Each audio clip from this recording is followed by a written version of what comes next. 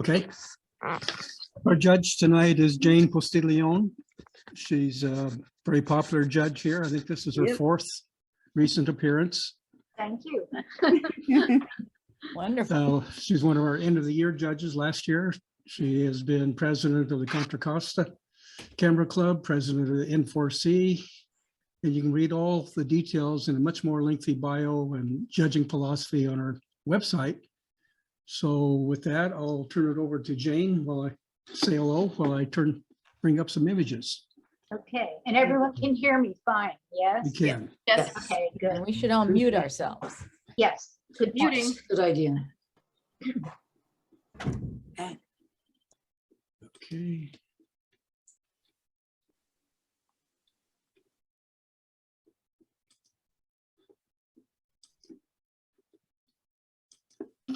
You're sharing the screen. You should I see see the first. monochrome, yes. Excellent. If you guys see any potential new members or guests pop in, let me know, because then I'll do my standard spiel about the categories and so forth. Okay. Okay, sounds good. Okay. Okay, Uh-oh. monochrome, basic, 5 images. Do you hear a Storm on the dog? horizon.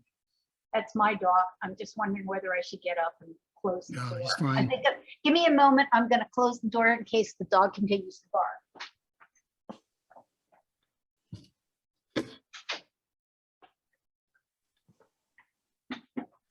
Okay. What I'm really enjoying in this image, and I think works well, is the tones and the mood.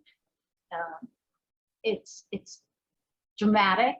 The sky is very dramatic. I really enjoy the fact that the I guess they're bubbles and water, so forth, come in so strongly from the left corner, and they're brighter, and it just brings me zooming right into the center of the image. The sky, as you can see, has great tones, no hot spots, nice variations, and the horizon is nice and straight, which is one of the things that we tend to harp on. It's nice and simple and easy to read, and I don't have any suggestions on how to improve it. Thanks.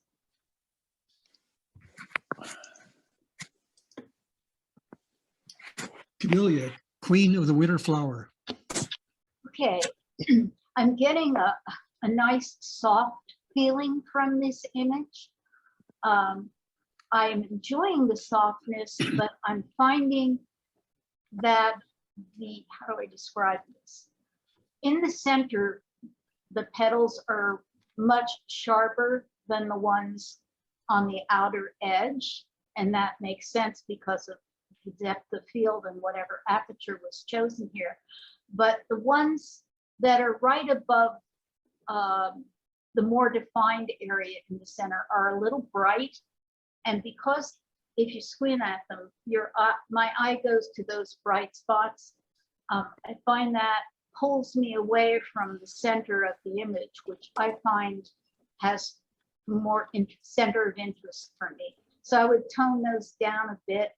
And I might also try and do a little more sharpening, not so much where it's so tack sharp all over, because then you would lose that nice soft quality that it has, but a little bit, just particularly in the center, just a little more sharpening. Next. Raven trio. Okay, well, I think the silhouette works well in this frame because the branch just carries you from the bottom all the way up through to the top of the frame. And of course, we like odd numbers of things. So we have 3 ravens in different positions. There's not a lot of merges, particularly the top raven. You can see all around him, even though he could have merged with the branch, but the maker chose a moment that really defined that particular bird. It's simple, easy to read. Luckily, there's something going on the sky, or maybe that was a different sky that was put in by the maker. Doesn't really matter, because you guys know in Monochrome and Pictorial, it's kind of an open category that you can do more things in than in some of the other categories based on the M4C and PSA rules. So I think this one works well. I like the vertical format. I wouldn't change anything. Next. Intertwine at the Lick Walsh. Well, on this image, I'm enjoying the contrast of the wood element that's coming in from the left side versus it appears to be wood, another type of wood coming in from the upper right corner. The really gnarly versus the smooth. So I think that works well. I must say that my eye is pulled more towards the gnarly wood because there's so much texture there to look at.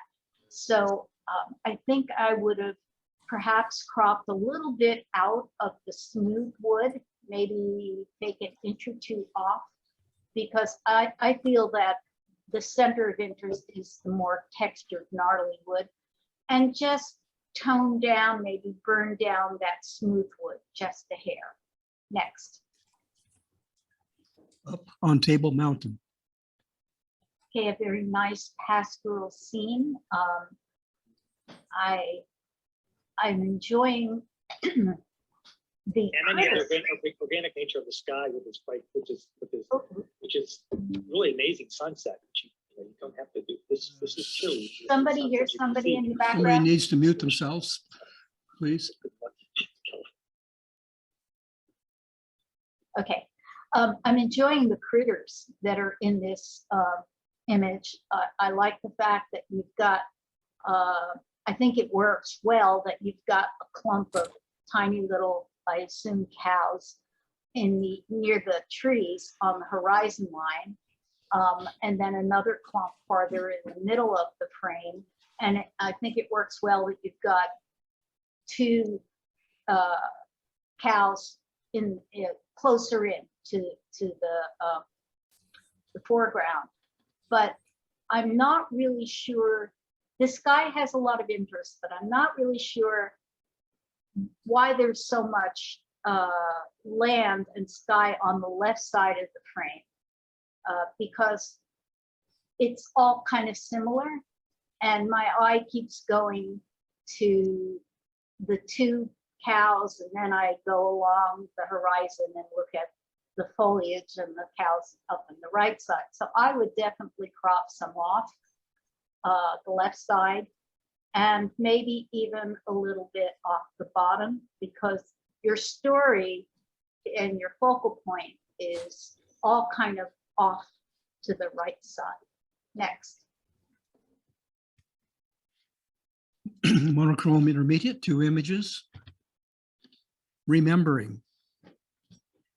Okay, I'm enjoying the fact that the maker has chosen to darken the background, which for me makes it the main subject, the portrait or environmental portrait of this woman, pop out because of the contrast between the lighter and the brighter versus the darker background. So I think that was a really good choice.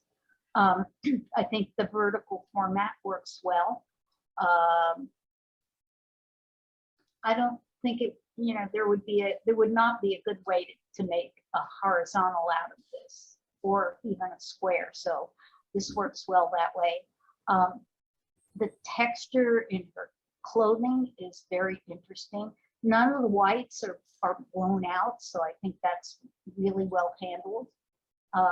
She has nice kind of glow to her face. They're not hot spots, but excuse me, there are some areas, hang on one sec.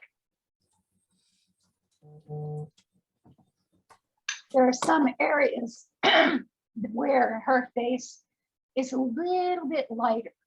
in areas that make it glow. The hair piece is also handled quite well. So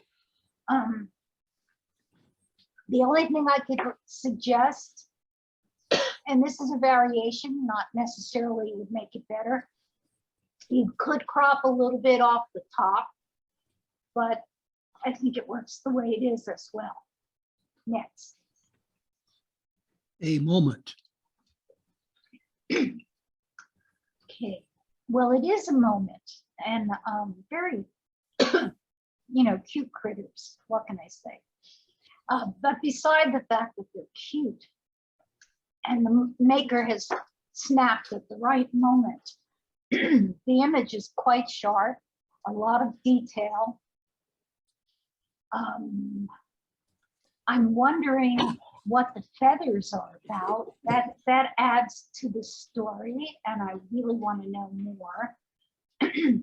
I like the fact that there's a framing element on the top. I think that works well to keep my eye in the image and looking at the main subject, which is these two very well defined squirrels, I guess.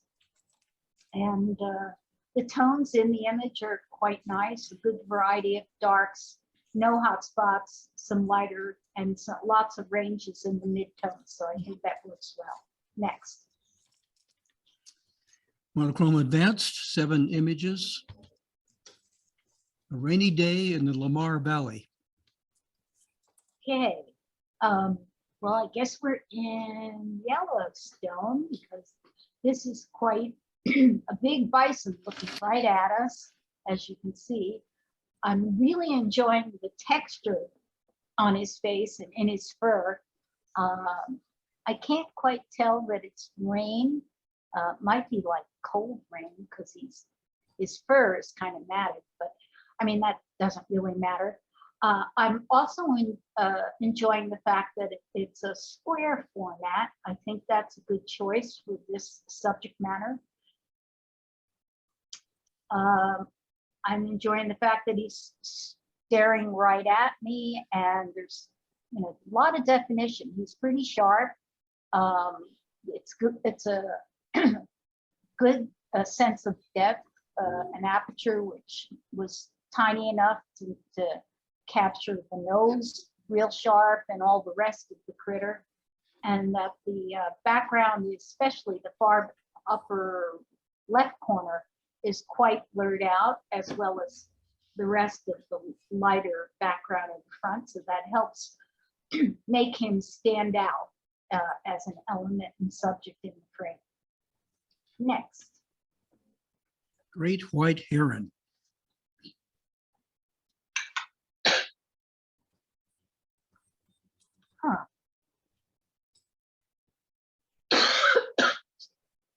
I am seeing some unusual elements in this image. Sorry, guys. There's the areas that are sharp along the top, and then how do I explain this? Coming in from the left side, about a third of the way in the image, it's really blurry. And then the background around the bird gets sharp again. And then as you go towards the back, the right side of the bird, it's blurry, but has some sharp elements. Like there's a triangle at the bottom of the frame that's really sharp. So I don't know whether this is some kind of a composite or what's going on here, but I think it's a nice picture of the bird, but the background just pulls my eye right to the differences, and my mind can't make any sense as to why those differences in sharpness versus blurriness are there. The feathers in the bird are handled quite nicely, very interesting. There's nice space to the left of the bird for the bird to fly into. His head and neck are a little bright. You could have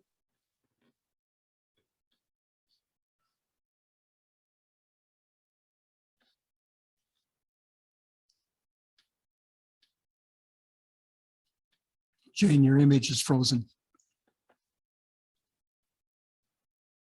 We shot and then put him on a There we go. different background. Okay, next. A risky move.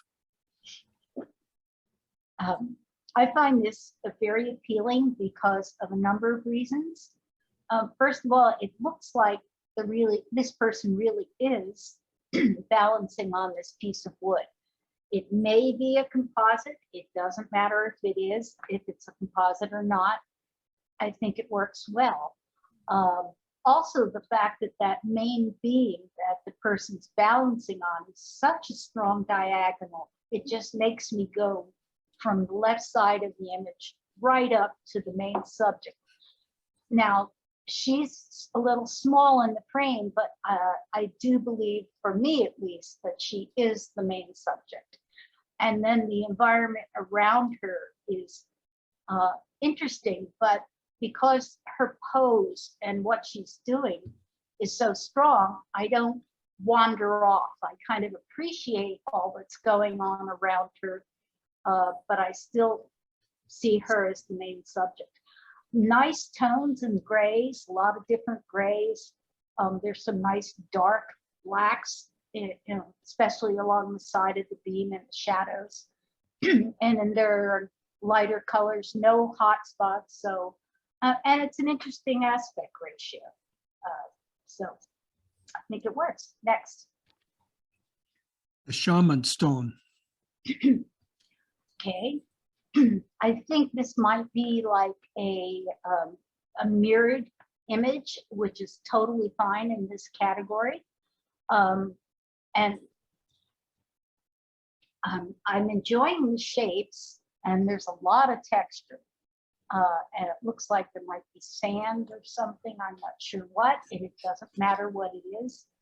I also am finding that the little sort of medium to dark gray squares in the extreme corners are an interesting touch. And makes me wonder, for me, it pulls my eye into the main subject. So that's interesting. I never would have thought of doing something like that. It is a little bright and a little kind of muted. And I think not terribly bright, but I think I would have, not sure how I would have gotten rid of that kind of muted feeling. Maybe that was what the maker was going for, but it just seems that it doesn't pop out enough for me. A little more clarity perhaps would help. Next. Spiral staircase in the Convento de Cristo, Tomar, Portugal. Okay. Well, the title is kind of a travel title, and that's fine, even in Pictorial. I really don't care where this image is because I find it very appealing just as an image. It's really good seeing on part of the maker, a very interesting point of view.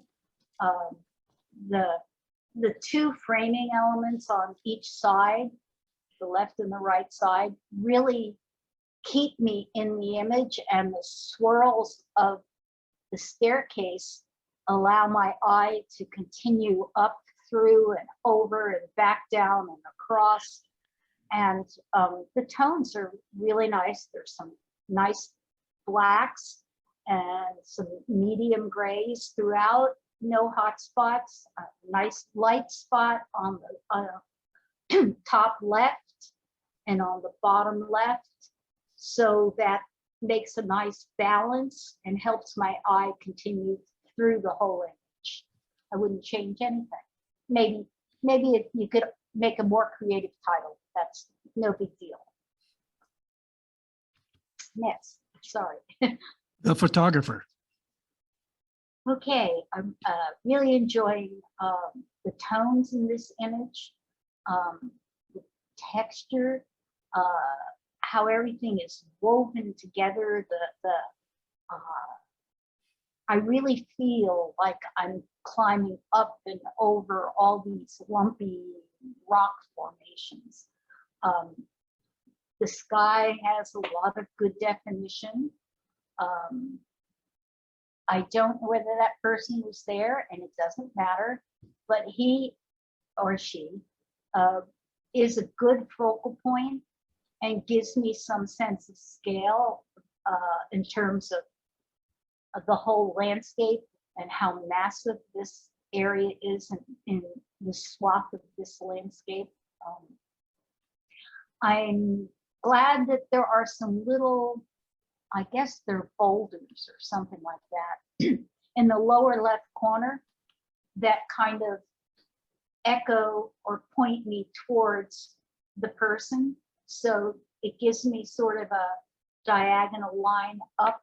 I look at the foreground and look at those rocks and then see the shadow and then see the person. So that's appealing. I think I might have lightened that whole hill that he's on just a little bit. It looks like it's got a lot of texture, it's got a lot of definition, but maybe the maker chose to do it that way so that the background, which is the most interesting of the landforms, show out more. I don't know. I'd try a variation with a little dodging in the front hill and see if that holds together better or whether this is the best version. Next. Winter's End, Gray Day. Okay, well, here's a title that really describes what I'm seeing. I can't tell that it's winter necessarily, but it does look like a really gloomy day to me. It is a very simple image, and for me, I'm not really sure what the center of interest is. It might be a little bit too simple. I like the way that branch arcs through the whole frame. And my eye keeps bouncing between the large metal T shape in the lower left corner, and then the coils or whatever that are touching from the branch onto the wires that are on the right side of the frame. And so if the main subject is supposed to be the metal crossbar on the left, then I'm ping pong, and I don't like that. And yeah, I would try a variation where I'm kind of interested on the branch and those objects that are on the wire. I'd try a variation of cropping, maybe a vertical, and just doing something with the right side of the frame, and maybe doing a swap out for a different sky that had a little more drama. Next. Okay, Monochrome Masters, 6 images. Street scene, Lamu Island, Kenya. Okay.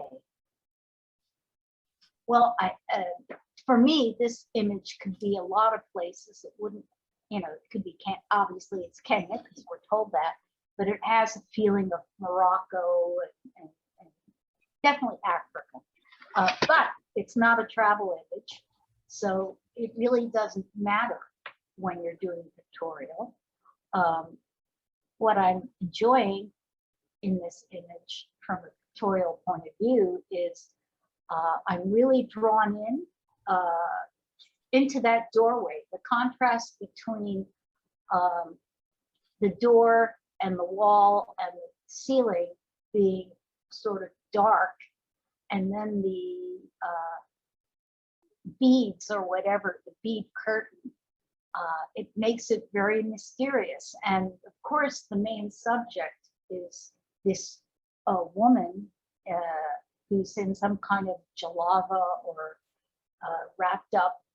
And it's nice that she's dark, and then all the environment around her is light because it really makes her pop. And the diagonals from the floor in the foreground just zoom me right into that. So I think this works very well. I don't know whether in the lower right-hand corner, it looks like there's perhaps some cushions or some kind of blanket. I don't know whether that's really adding anything to the image. And I would have tried a version where those squares in that blanket that are brighter, I would darken them and see if that helped throw focus, more focus on the woman in the alleyway, whatever. Next. Out of water. Okay. What I'm really enjoying in this image is the attitude of these watering cans. They have personalities, and I can totally see why the maker would want to stop and take a picture of these because they're cute. And it's 4 objects, but 3 in a row, as you can see, that are kind of doing their own thing. And then the one standing kind of is a good framing element for these. The whole image has a lot of medium tone grays, a little bit of blacks, but not a lot. And there's tons of texture. I'm more interested in seeing the texture on these watering cans. But my eye gets pulled into the background because there's a lot of definition of the garden in the back and a lot of definition in the grass in the front. So I would try a version where the main subject being the watering cans was a little more contrasty and textural, and then the background and foreground were a little more blurred out, because I think the watering cans are the main subject. Next.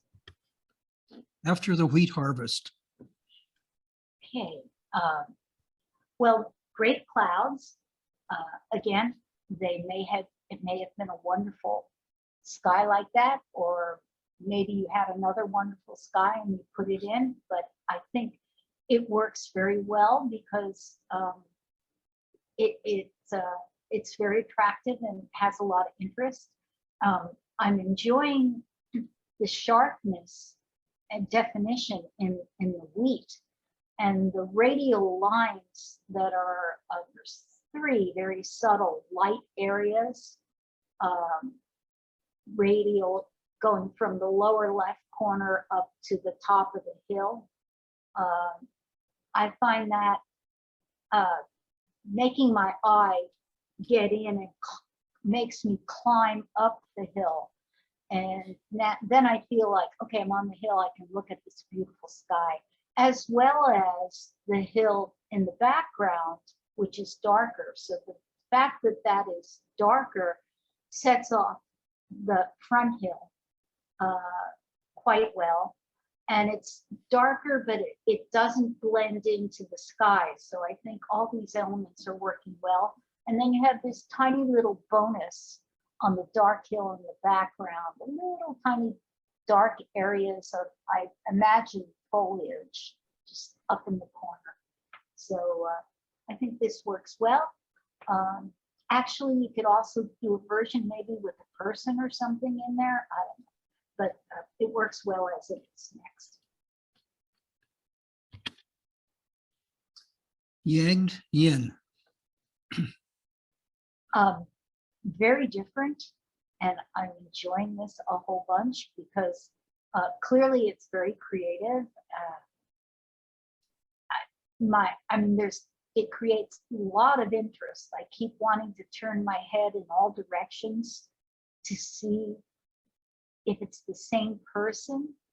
I think it's the same person, but that's okay. It makes me wonder, and I keep in this frame because of that. I think the positions of all these stretched images of this person's face are well done, and creates interesting triangles of negative space between these images. The grays are all pretty much the same tone, but there's so much going on in terms of line and texture that that doesn't matter. So I don't think I'd change anything. Very clever. Next. Underground lineman, rewiring a buried junction box. Okay, on this one, I think I looked at it more as an environmental portrait, but that doesn't really matter either. What I am enjoying most about this image is the quality of light in this image. His face is so nicely lit, and the way the light falls off going down towards his beard and so forth. His hand is well lit, and you can make sense out of that because he's got a light on his hat, and that's probably casting light on his hand. There's probably light coming from other sources as well. His shoulder is nicely lit. There's light on the wiring junction box, which has a lot of texture and objects and lines to enjoy in itself as part of the subject. The background is nicely dark, which makes him pop out as the main subject. I don't have any suggestions for how to improve this image. I think it's well handled. Next. Bill, cursor on screen. Thank you. Okay. Private lighthouse on the East Coast. An interesting choice of sepia. It kind of does give a feeling, for at least for me, that it's an older structure, and I'm sure it is an older structure. You can tell by the architecture that looks like an old farmhouse, maybe even from the 1800s. The lighthouse structure, it looks like it's the tower has seen better days. It's got interesting tones and texture on the roof of the light, where the light lives. The grasses in the front are foreground, are nicely defined. And I don't know whether there's a vignette on it, but like the lower left corner is a little light, the lower right corner is a little light. And that's kind of a reverse vignette, but I think if that's what we did, I think it works well here. The sky is very dramatic. And I don't think I would change anything in this image. Next. Okay, now move to the second category for our break. Nature, basic, 7 images. Hyliatus leucocephalus, bald eagle at the Sacramento Regional Wildlife Refuge. Picture captured when the eagle stepped away from his goose carcass. Behind him, scavengers waited their turn. Okay. Well, as you all can see, this is a beautiful capture of this eagle.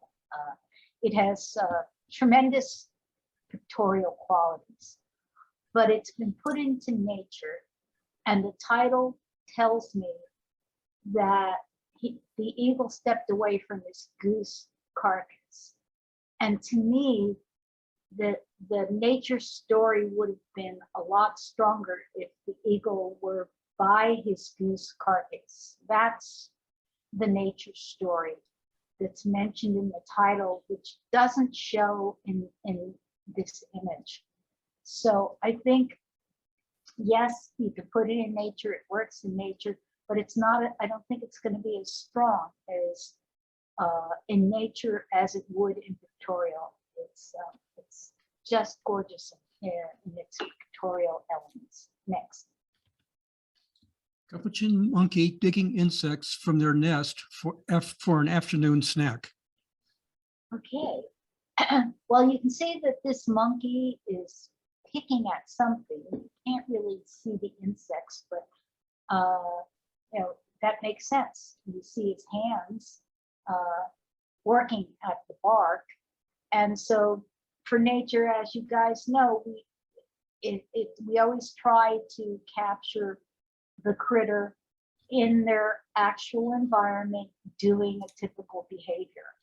And some behaviors are more exciting than other behaviors. So this is a typical behavior. Obviously, it's nice that the maker caught the monkey with him looking at you. You can see what his face looks like, or she. I don't know whether it's a male or a female. That's something you could have added to the nature story, and if it's possible to tell, some critters you can't tell because the male and the female, not necessarily monkeys, but different animals, they look alike, and sometimes you can only tell the difference because the male is larger, typically. And then there are things like spiders, where some of the spider females are larger than the males. So anyhow, I'm going off on a tangent here. I wouldn't change anything in this image. I think it's a good story. Thanks. We first think of wings as giving birds flight. This profile of a red-tailed hawk shows the aerodynamic teardrop shape of its body to be nearly the same as a cross-section of an airplane wing. Okay, a wonderful capture of this bird, this red-tailed hawk in flight. Obviously, the maker picked the right shutter speed, probably on a tripod, because I'm sure that this guy is not going to slow down for his picture. But a typical behavior, flying, of course, and what do I want to say? But taken beyond flying, the maker has described, contrasted the shape of this animal, this bird in flight, against an airplane. So I think that really brings the nature story up another notch. Next. The stigma, style, anther, and petal of the Eschscholzia californica, California poppy. The sail-like quality of the petal emphasizes all the parts and their interrelationships. Okay, a good title, it calls your attention to and identifies all the parts of this flower that we're looking at.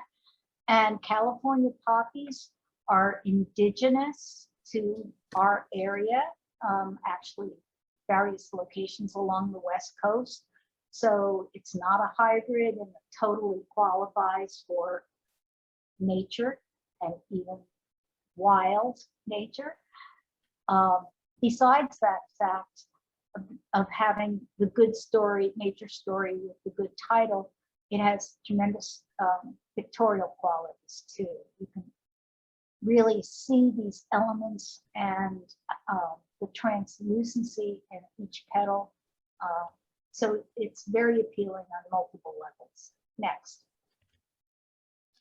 Dalmatian pelican, Pelicanus crispus, known for loose feathers on their forehead and silvery rather than pure white plumage. Okay. The maker has got a good nature story behind or with an image that has a lot of pictorial qualities and could be taken more as a portrait, since there is, I mean, the behavior would be swimming, but the maker has focused on the feathers on the top of the head and told us about them. So that turns it into even more of a nature story. The pictorial qualities in this image I find extremely appealing too. Those, as you guys know, are supposed to be secondary to the nature story, but this could be in pictorial. So could some of the other ones be in pictorial very easily. Next. Reuben whiptail lizards are active during the heat of the day and lift their feet and sometimes their tails off the hot ground and rest on their bellies. Okay, well, this is title describes a behavior of this particular critter. I guess this one is just resting on his belly. I wasn't sure if he was lifting his feet. It's hard to read because of the texture in the rock that it's on. And it does not look like his tail is lifted up. So there's a little bit of a dissonance between what's described and what I'm seeing. It would be great if you could have captured a moment where clearly the tail and feet were off the ground. But you got what you got. So next. Great blue heron pair hunkering down in a cold half-moon bay gale. They appear to be trading shifts of watchfulness and sleep. Okay.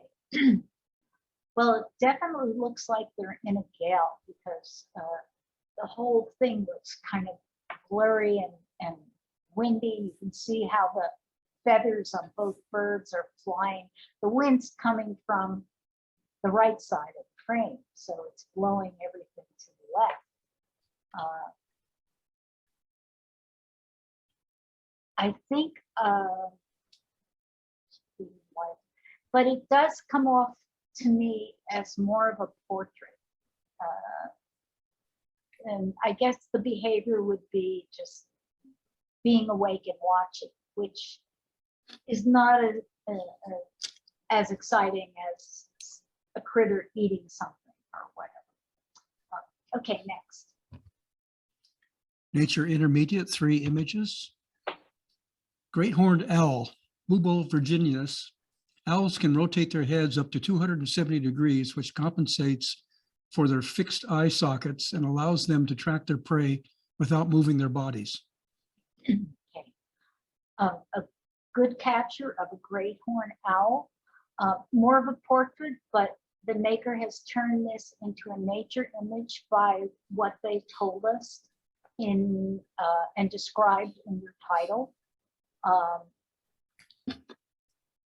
If you took, I have mixed feelings about sequences in nature and journalism and so forth, but if you took other shots, maybe you could show him or her with the head in a different position as well. I don't know. But with this image, I think the title is seriously carrying the nature story. Next.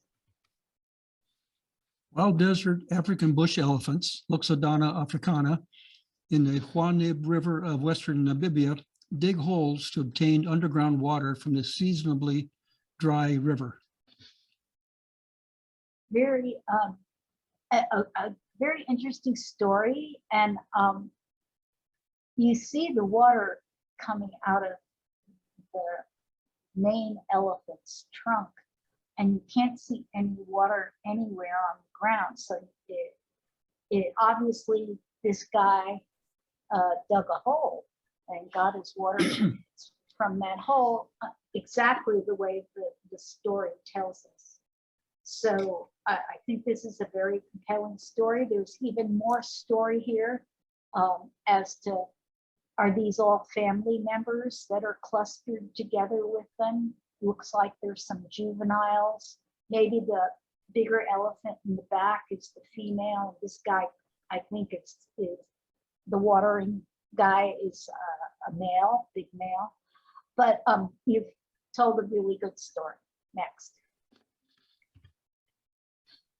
Northern pintail ducks, Fanas acuta, forage in shallow water with tail up and head down, finding food in an underwater mud.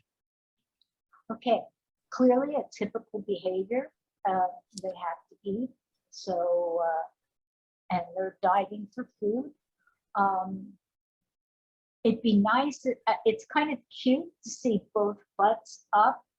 It'd be nice to see also one of them so that I could see what the full pintail duck looked like, but and you might have had to wait a while to get one who's diving for food and one who's just posing for you. So again, I think the maker's done a good job making this what could be a butt portrait into a nature story.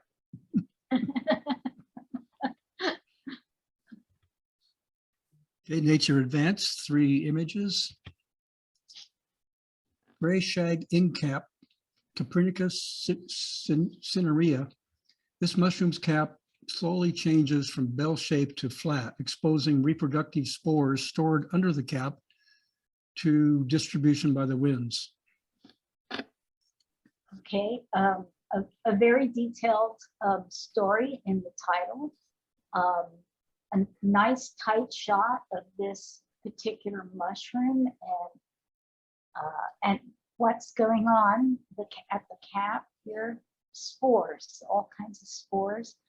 I think this is a complete nature story. Next. Orcas, Orcinus orca, the largest of the dolphin family, are found worldwide. This transient pair seen in Monterey Bay show male and female dorsal fins, with the female being shorter and curved.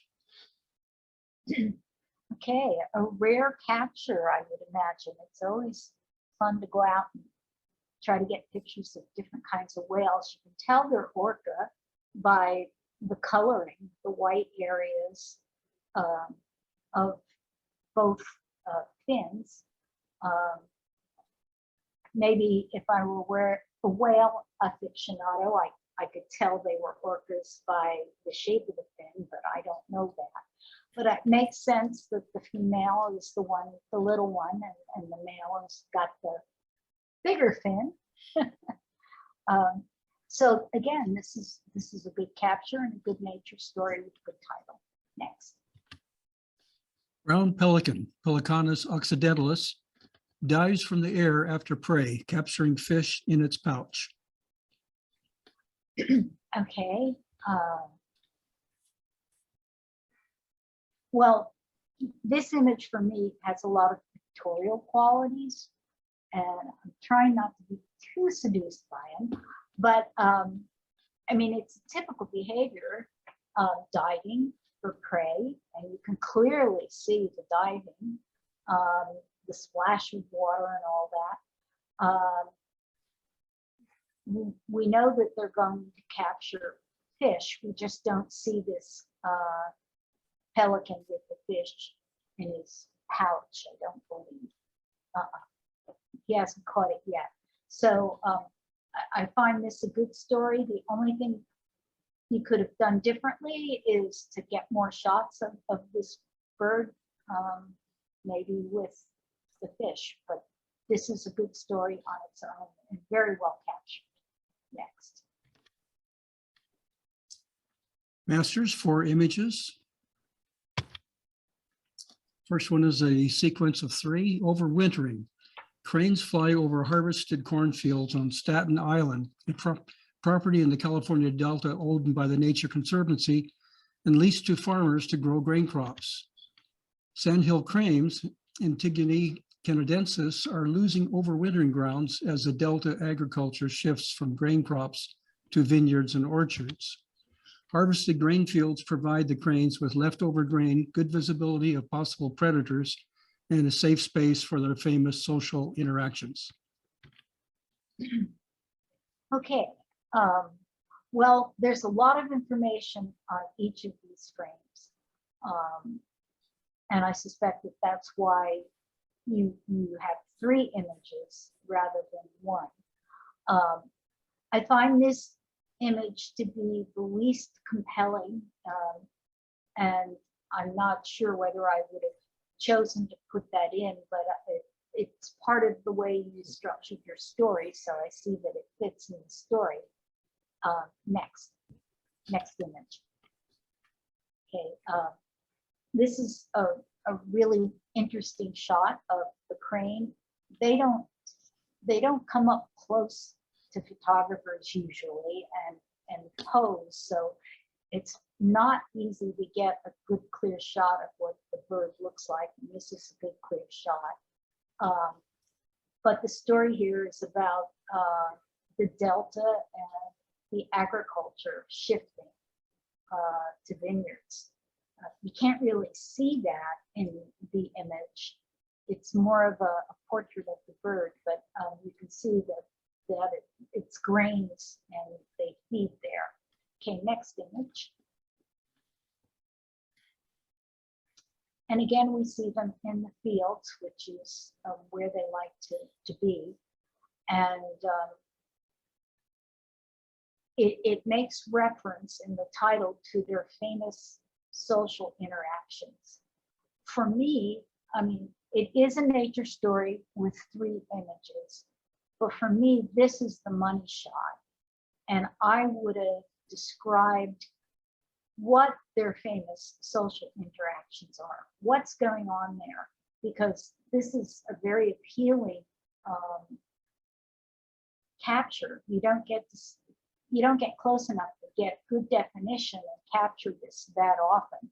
They may be doing this frequently, but it's usually way far away at the end of the field.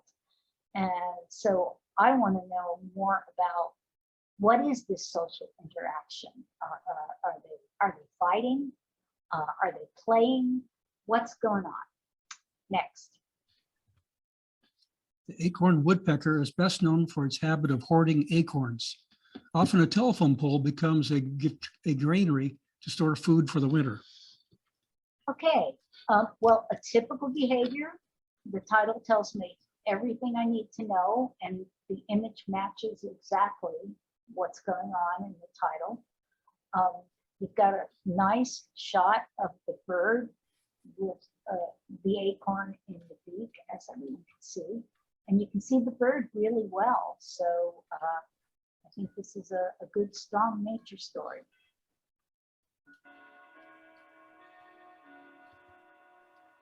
The California sea lion, Zolophus californianus, appears to show off its catch to a herring gull as it flies through a mixture of blood and water drops from the morning catch. Ooh. Okay, well, a typical behavior, eating, but it's very dramatic that you can see half the head of the fish gone, and boy, he's really enjoying this, and all the splashes. I did not know that was a mixture of blood. I would have assumed that it's water, but I see that it has a slight red tinge to it, which makes sense, you know. It's interesting that the gull came at that moment. I bet the gull was thinking of stealing the fish. I don't know. Maybe we thought that, huh? But because it's in the frame, the maker mentioned it, and that makes another aspect to the overall story. Next. Sea otter, Enhydra lutrice, is unique among mammals in that its maternal activities take place at the surface of coastal waters. This female is holding the head of her small young on her chest. Okay, well, you guys can see this has a cute factor to it, but besides being real cute, this is very typical behavior. And these sea otters, they hold on to their young and they train them to swim, and the babies live on their stomachs, and they take really good care of their young. And this is a wonderful capture of the mom holding the baby. And you can see all the details on the baby and the mom. So it's a very good nature story. Next.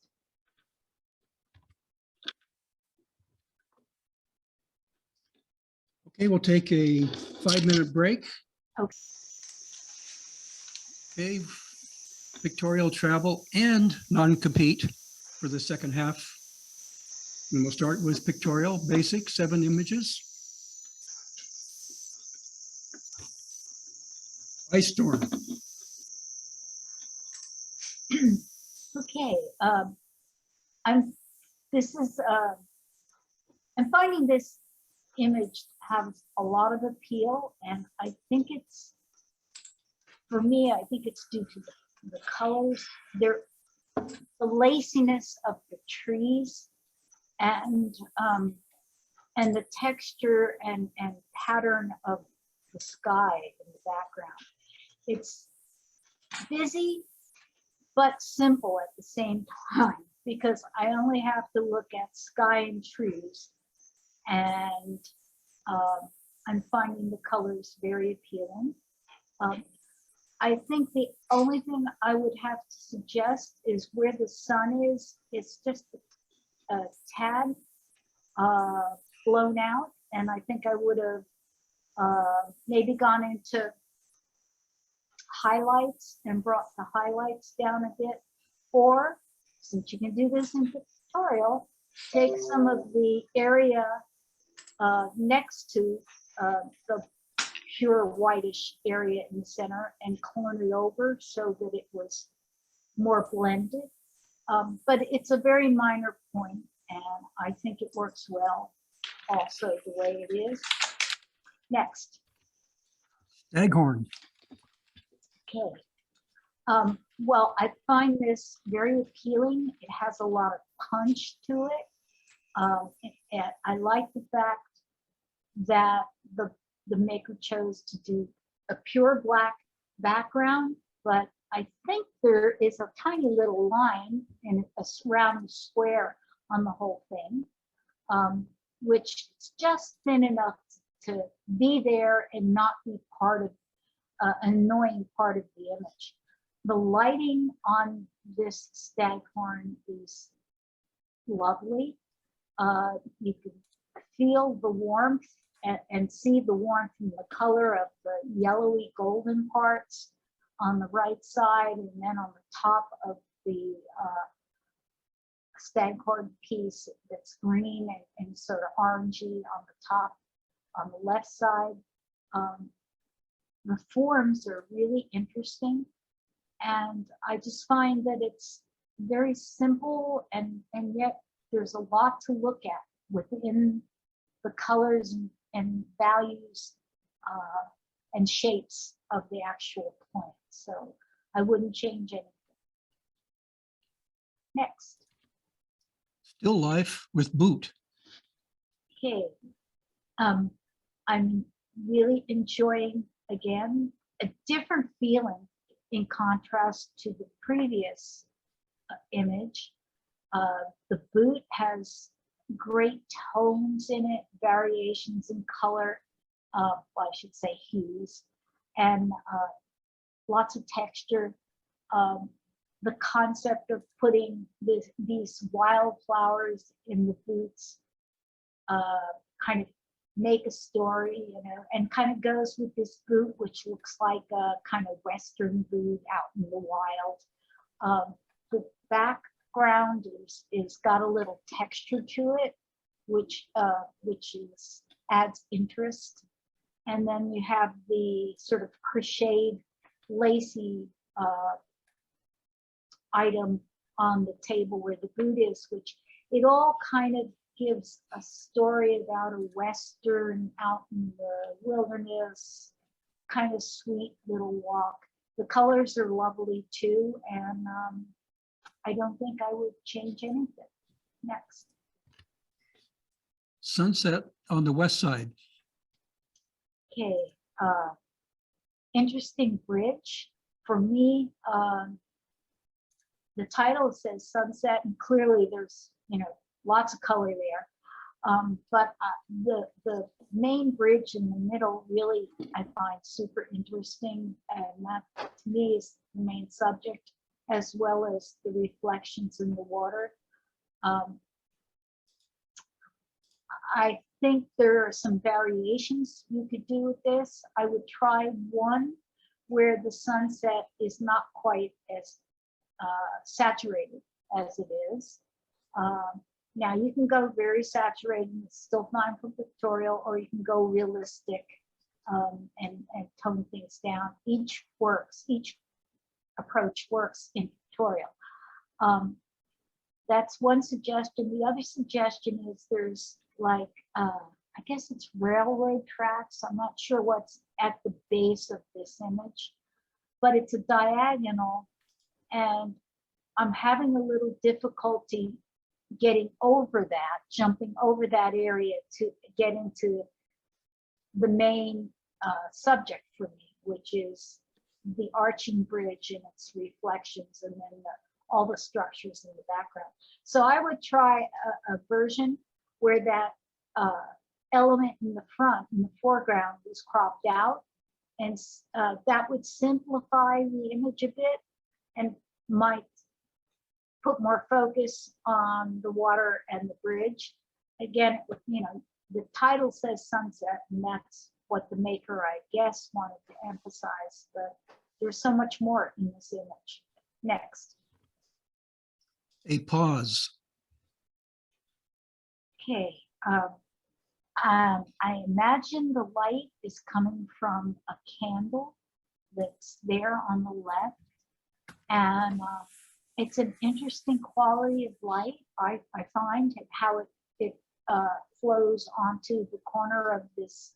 I don't know whether it's a mirror or a window or whatever that's behind the Buddha, but it's also interesting how the light kind of caresses the Buddha. The plate in the front, or the tray that has different objects, adds a little interest. I'm not sure about the red object in this tray. I think that, as you all know, red kind of pulls your eye there. And I don't think that red object is necessarily helping. I would have taken that out of the tray and just let all the other little things be in there.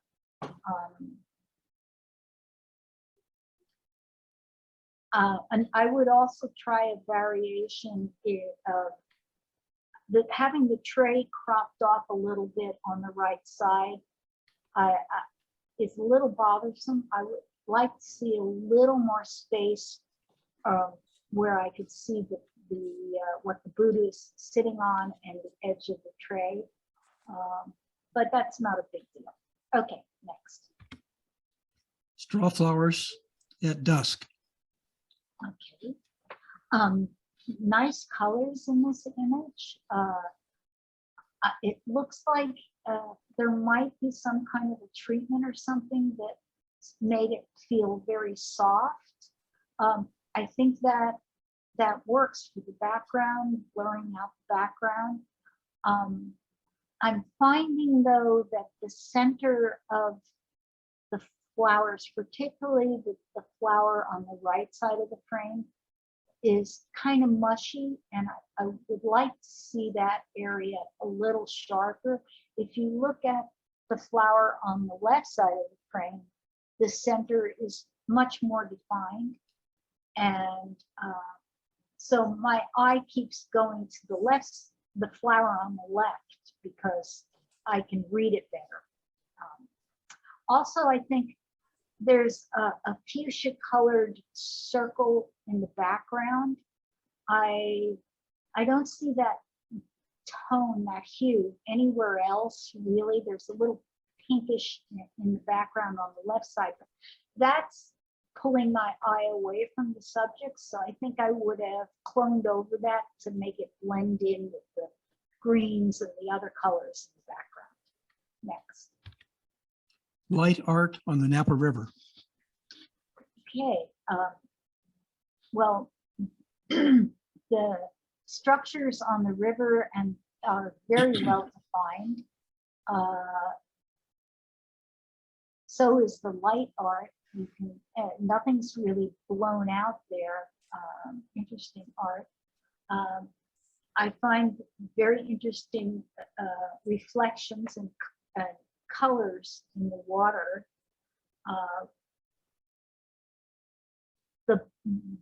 I'm just noticing now the blue. Let's see, how do I describe this? On the about a third in from the right side, the blue reflection or aqua reflection in the water almost looks like a blue stripe. And I think I would have tried to tone that down a little. It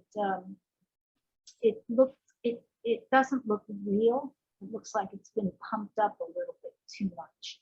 And the reason why I think that's important, that it should be realistic, is because the structures are very realistic. They're not, they're very well defined and very realistic. So that I find a little bothersome. And also on the far left side in the water, you have a bright spot where I guess the light element art probably was white and cast white. I think I would try to blend that more so that you didn't have that bright spot in the lower left-hand corner.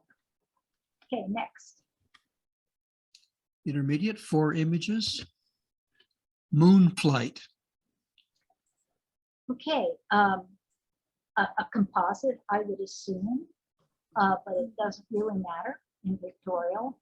The moon is well defined, and I find the V pattern of the birds very interesting, and carries the eye from the moon through the birds. So that's the main subject for me. I mean, it's a very minimalistic image. I think having the one bird up top leading the whole crew is kind of nice. This, there's a lot of bird brushes you can download from various sources, and this could have been done with bird brushes. That's totally okay in Pictorial. Okay, next. March calla lily. Okay, enjoying the shapes the maker has chosen to emphasize by the crop on this image. The two petals, the arc on the petals are very appealing to sweep from the left corner up into one petal and then sweeping out of the frame in the top petal.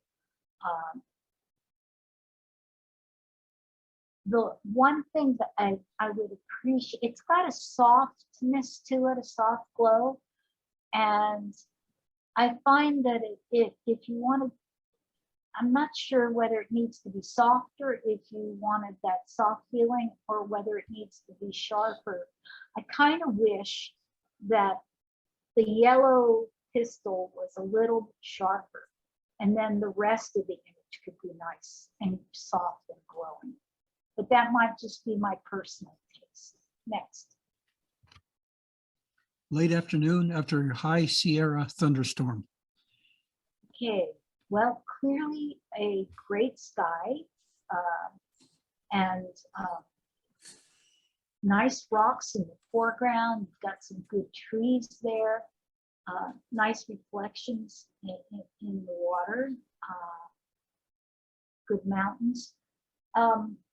I'm wondering to what extent the water line tips down to the left corner. And I think what I would have done is keep this version, but try a version where you straightened out the water line and brought up the left side of it. That would change the cropping just slightly, but it would make it straight. And I think I might like that better, but I'd have to compare the two. Next. Stranded near Nuku'alofa, Tonga Tapu, Tonga. Okay, well, this is interesting title, but given that it's not a travel image, it really doesn't matter that it's in Tonga. This boat is interesting all on its own, with all the rust and different texture and graffiti on it, and the overall shape of the structure. So I think that's a good subject, a lot of interest in the subject. The location is kind of secondary. It does look like the horizon is nice and straight. The sky has some good interest in it. It's not, too hot. The water has some interest in it, some texture and some change in tones because of the shadow in the front. So I don't have any other suggestions for this. I think this one works as is. Nice, thanks. Next. Advance 6 images. The Sentinel.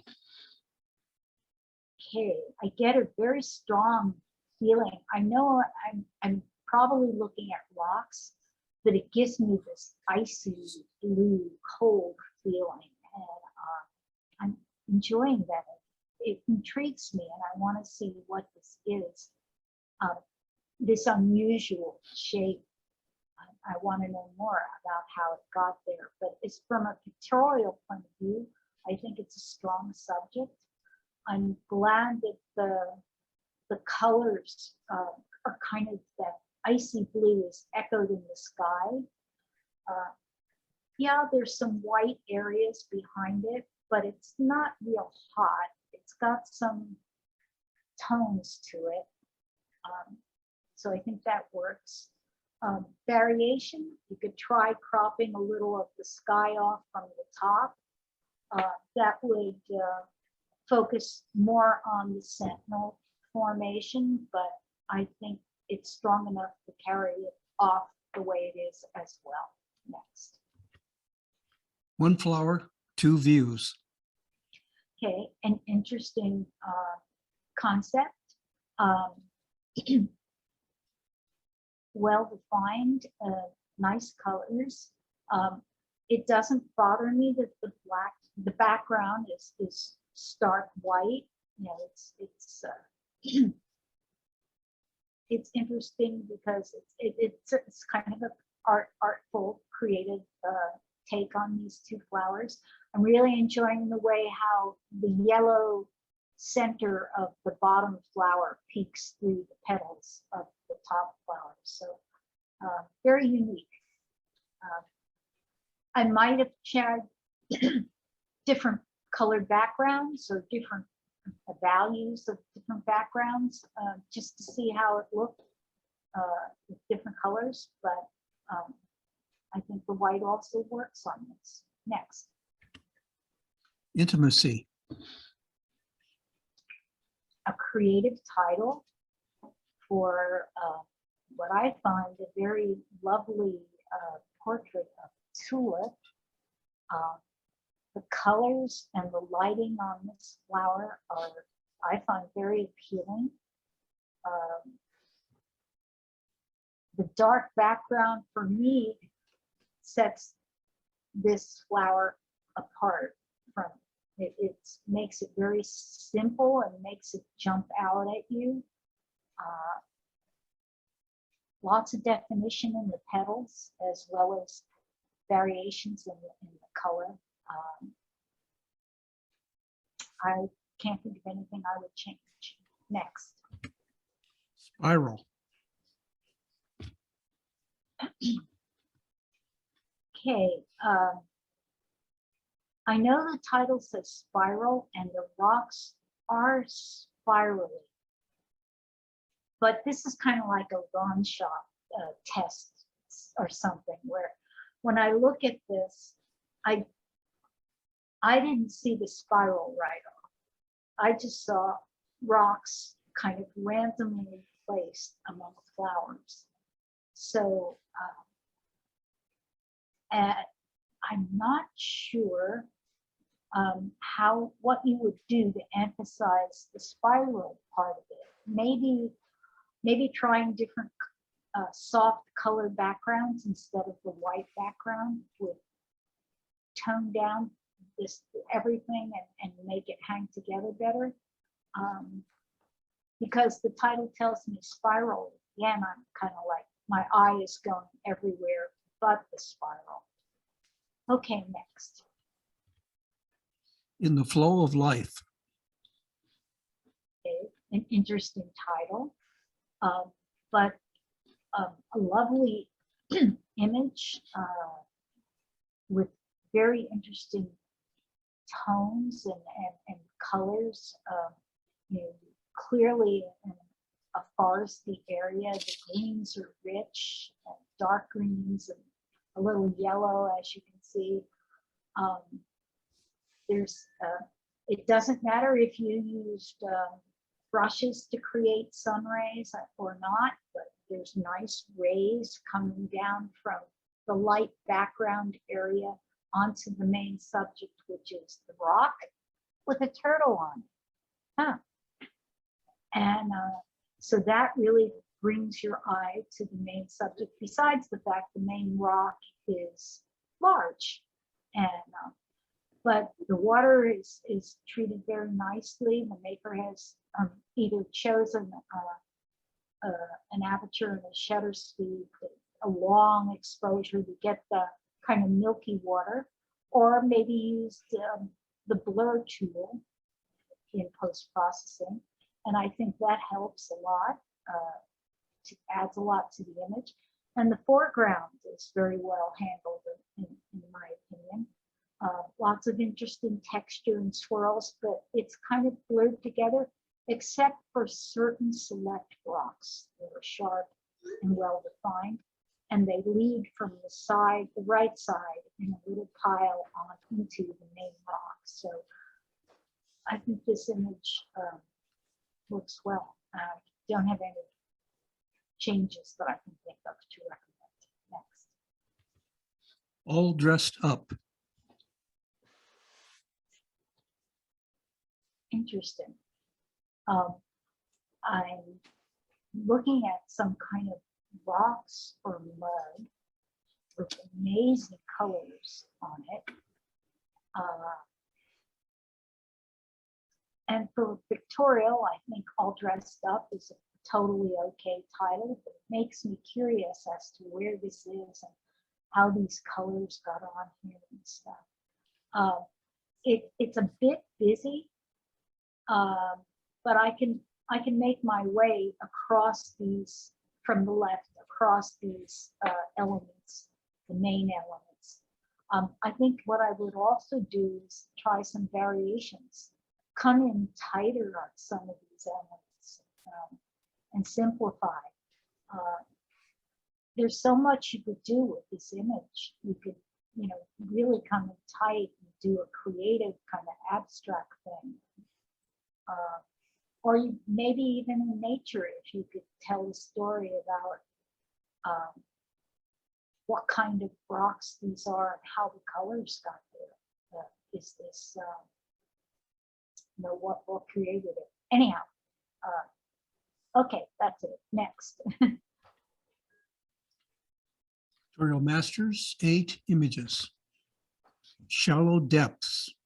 Yeah, I'm really enjoying the color of this. I guess it's carp, but the oranges and the whites in the image, and then the sort of muddy dark greens and blues around it are, I find, very appealing. And I can really feel the sunlight coming down on this fish from the top, and interesting patterns and that it creates on the fish. And it's really hard to get a sharp fish in water, but most of it is fairly sharp. I think I might have sharpened just a tad the face and maybe the eyes, but the back of the fish has really good definition. And that's about it for this. Next. Meeting Bodhi on the trail. Okay, well, the dog's looking you right in the face. All right. The subject clearly is Bodhi. So I'm not really sure that, well, I think cropping some of the leash and some of the trail space off to the left would put more emphasis on Bodhi, because you're telling me that the whole subject here is Bodhi.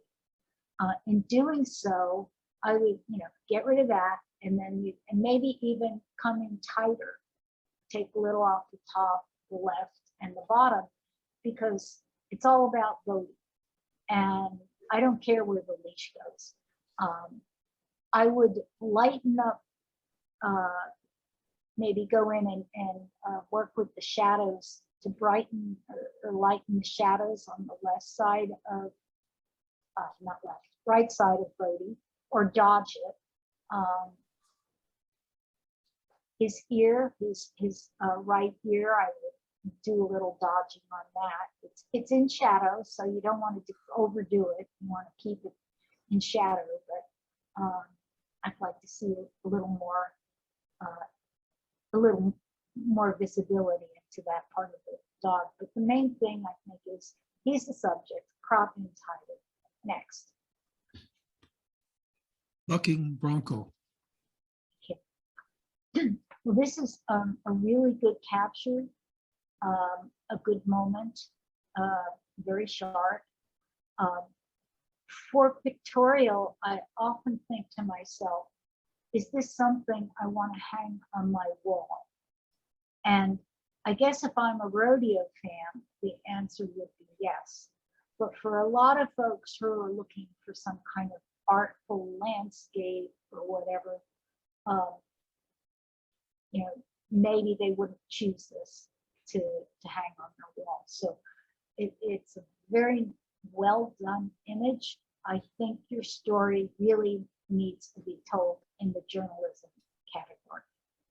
Next. Pastoral. Okay, now here's an image that I could see this on somebody's wall. It looks like a piece of art. So clearly this has been manipulated in some way. Obviously, this could also work in the creative category because it is not realistic, it is manipulated.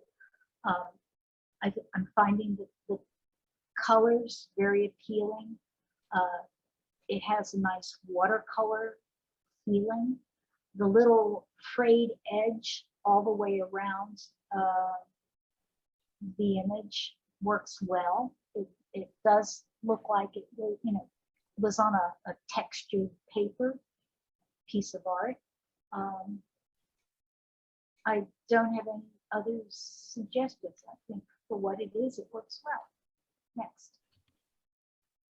Street scene, Stone Town, Zanzibar. Okay. A very appealing street scene. You've told me it's Zanzibar. I could have guessed a lot of places.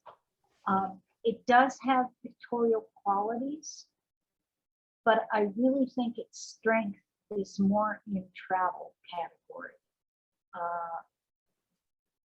If you were a travel aficionado, I could see this on my wall. I have walls full of where I've been, where I've traveled to. But for the average person wanting some wall art, would you put it on the wall? Probably would pick something else, a landscape or whatever.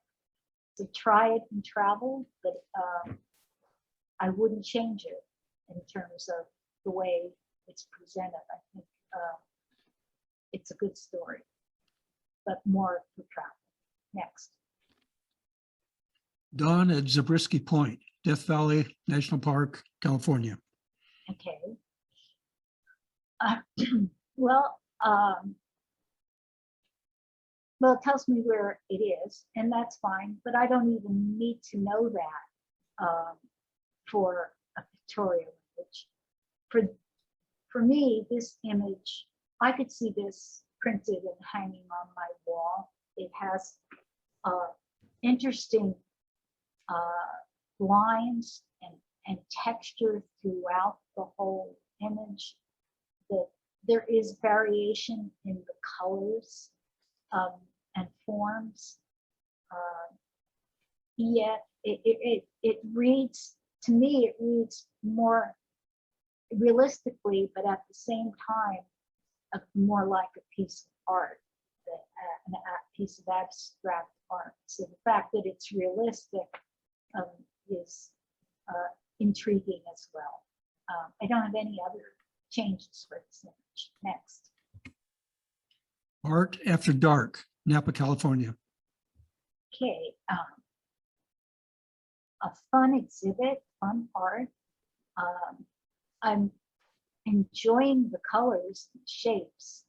I think it was fortunate that the maker has the person in black in the frame, because it gives some scale to what these art objects. They're not small, but I am finding that the bicyclist coming in from the right is pulling my eye away from the art objects, which I believe is the main subject in this frame.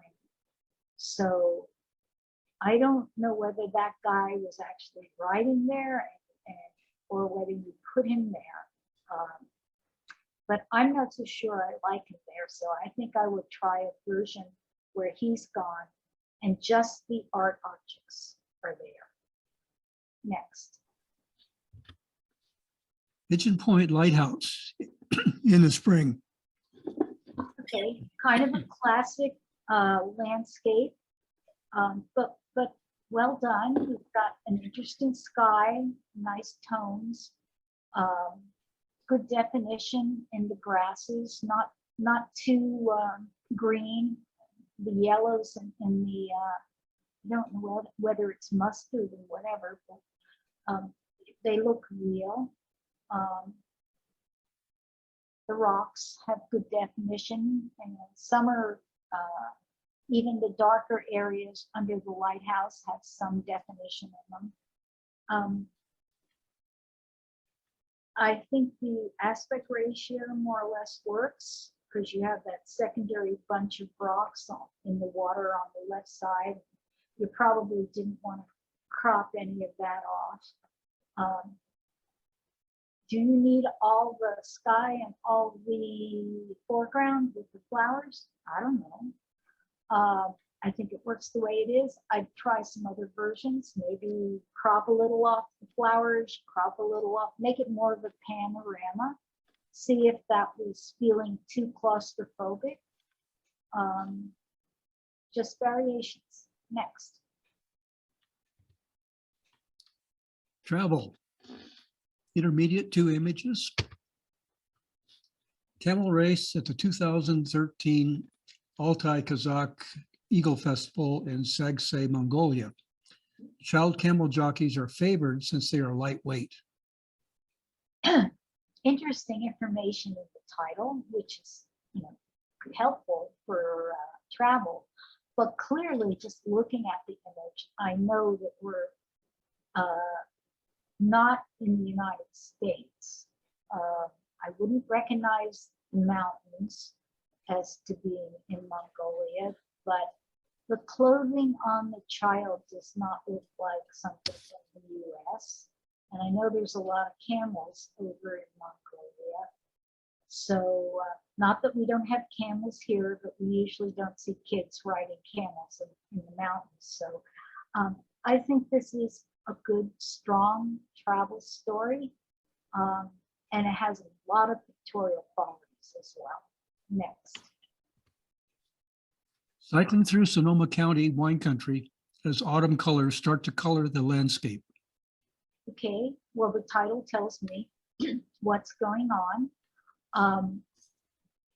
I'm really enjoying the colors and the motion blur in the background, and the maker did a really good job of capturing the cyclist and the bicycle in motion, which is really sharp, and the background blurry. So I don't know whether that was like a pan shot captured in the camera, or you use something in post-processing to blur it out, but it works well. For travel though, this could be a lot of places. It could be vineyards in France with somebody riding on a bicycle. So I'm getting the travel location not as strongly from the visual as I am from the title. And on the other hand, this is such a well done image. I would, in addition, consider it in pictorial and maybe even journalism. Just some thoughts. Okay, next. Travel advanced, 5 images. The laundry at the Santa Catalina Monastery, Arequipa, Peru. Large earthenware containers sliced in half before being fired serve as wash basins. Okay.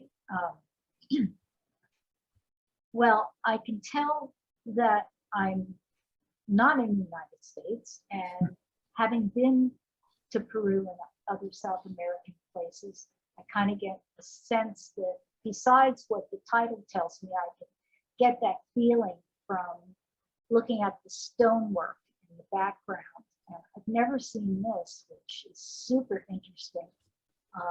This image, besides having a good travel story, has a lot of pictorial qualities because of the angle the maker took to shoot straight down this trough. So I find that very dynamic and interesting. What could you have done differently? Well, you could wait around and see if there was a person anywhere, but a lot of times you just can't wait. So I think this does well as travel. Next. Sunrise view from Steptoe Butte, the Palouse, Eastern Washington, USA.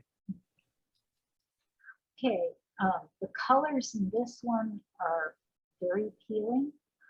I finding it a little soft, and I'm wondering whether this was like a cell phone shot blown up, or hopefully there was no filter put on it, because in travel you're not supposed to do a whole lot of manipulation. Among other things, you're not supposed to shoot setup shots and stuff. This is not a setup shot, but the softness kind of makes me wonder. I do find it very appealing. I'm going to accept the fact that it works in travel. I also think it would work very nicely in pictorial. Next. Devil's Tower, aka Bear's Lodge in Wyoming, is an ancient intrusion of igneous magma into sedimentary rock that subsequently eroded away. It stands 867 feet tall and is sacred to many Plains tribes. Okay, well, this is a very well-known and unique rock formation. So because it's so known and there's not many like this in the United States, it does fit well in travel. Wasn't this in Close Encounters of this Strange Kind? Anyhow, movie long time ago. A lot of good information in the title, and I think this is fairly unique, and I wouldn't change anything in the image. Next. Beartooth Highway. This view of Clay Butte can be seen from the popular 69-mile highway that stretches between Red Lodge and Cook City, Montana. Okay.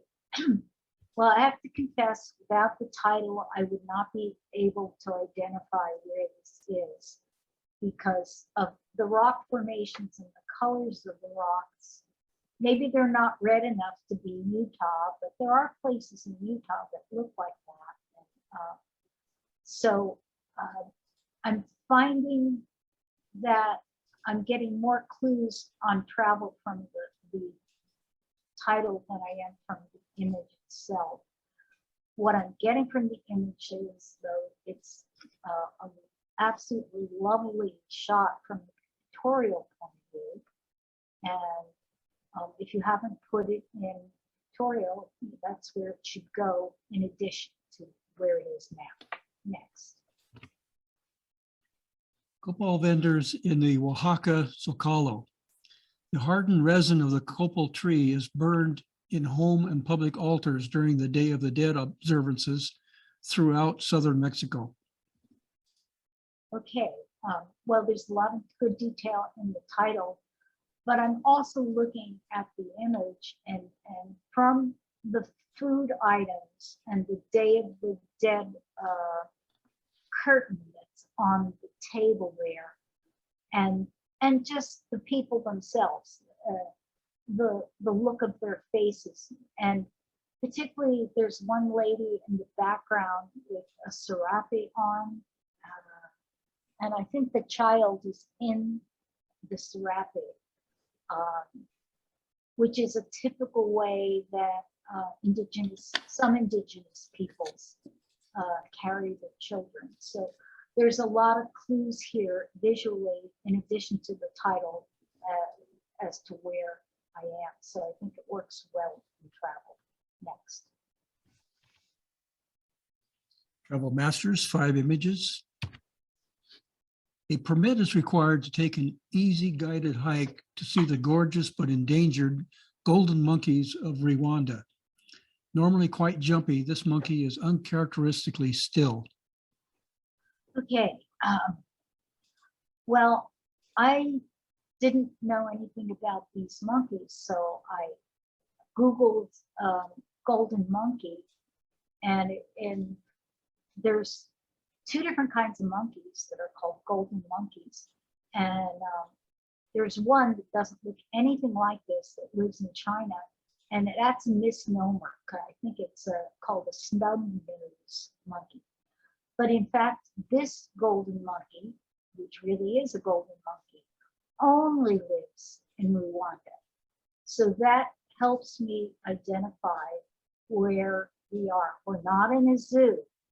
We're in Rwanda, because that's the only place where these guys live. As you can see, this image has great pictorial qualities, as well as being a wonderful portrait that could go into nature category as well. So, okay, that's it for this one. Next. Long before the COVID pandemic, Asians were accustomed to wearing face masks, perhaps living in more populated conditions. Bangkok, Thailand, January 2019. Okay, it's a busy image, but it gives me a lot of clues as to where I am. I can see bits of a sign in typical language, various signs. But the clue of this guy in pseudo-military, I actually Googled military outfits or uniforms for Thailand, and I found one that looks like what he's in. This is an old vintage. He probably picked this up secondhand because it's not current military. But those are all clues for me that visually, in addition to the title, that where I am travel-wise. Wouldn't change anything. Next. A visit to the remote ibex dunes of Death Valley National Park requires traveling on 30+ miles of dirt roads and a 1.5 mile hike. The rewards include experiencing the dunes in total solitude.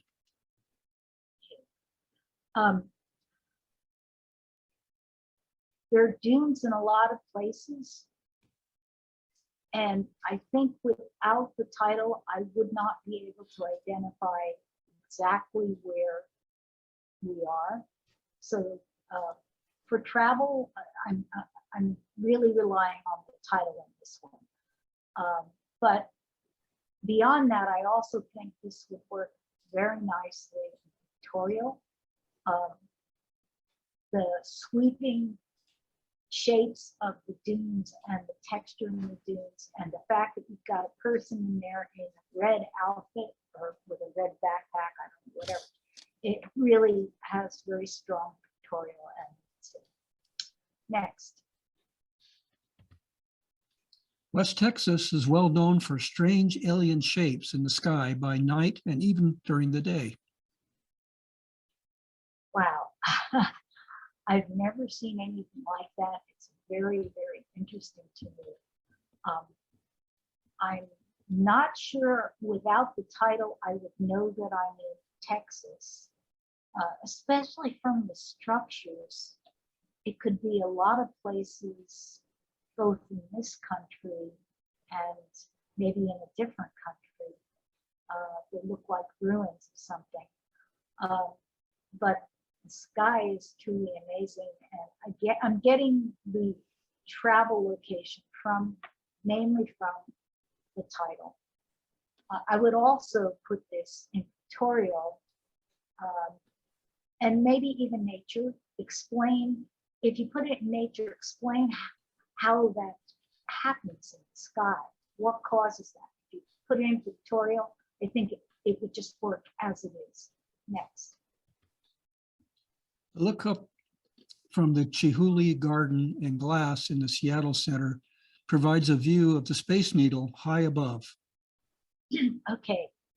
I think this visually, as well as the title, is a good travel story because the Space Needle is clearly seen through the glass ceiling of this structure. And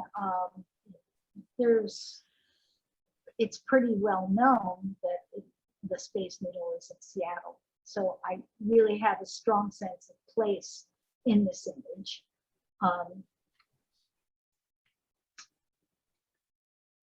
The Chihuly glass is a nice framing element. And from a pictorial view, I think I might have pumped up a little bit, saturated the ceiling so that the space needle showed a little bit more, but I think it does tell a good travel story. Next. Now we come to non-competitive. We have 6 Okay. images. The Palouse in Washington is known for its fields, geometric shapes, and color, and its old barns. I find this image really interesting. The sky is very dramatic, but the structure just has so much going on. It's busy, but it's simple. And this is the kind of thing that you could spend a long time shooting up close and from different angles, and medium shots and then close, tight shots. There's a lot here, and this is a good medium shot or long. Well, it's not really a long shot, medium shot that shows what's going on. So I think it has a lot of pictorial qualities. It's very well processed, very well shot, and very well processed. You could probably, if you have the pixels, you could probably go in and get more images if you crop in on different things. Okay, next. No. Sky City. No. What I'm enjoying about this image is the angle of view. These 3 poles coming up from the bottom or sides just zoom up to the top of the image, and the black sky, it's not realistic, but it's artistic in its statement. It really emphasizes the dynamic sweep of these poles. There's a lot of interesting texture throughout, both in the vertical poles and in the, I don't know what it's on. Maybe it's rock or maybe it's man-made, but it has nice texture. Great shadows that also add interest. Interesting, cropping. I don't think I would change the cropping, so good image for monochrome. Next.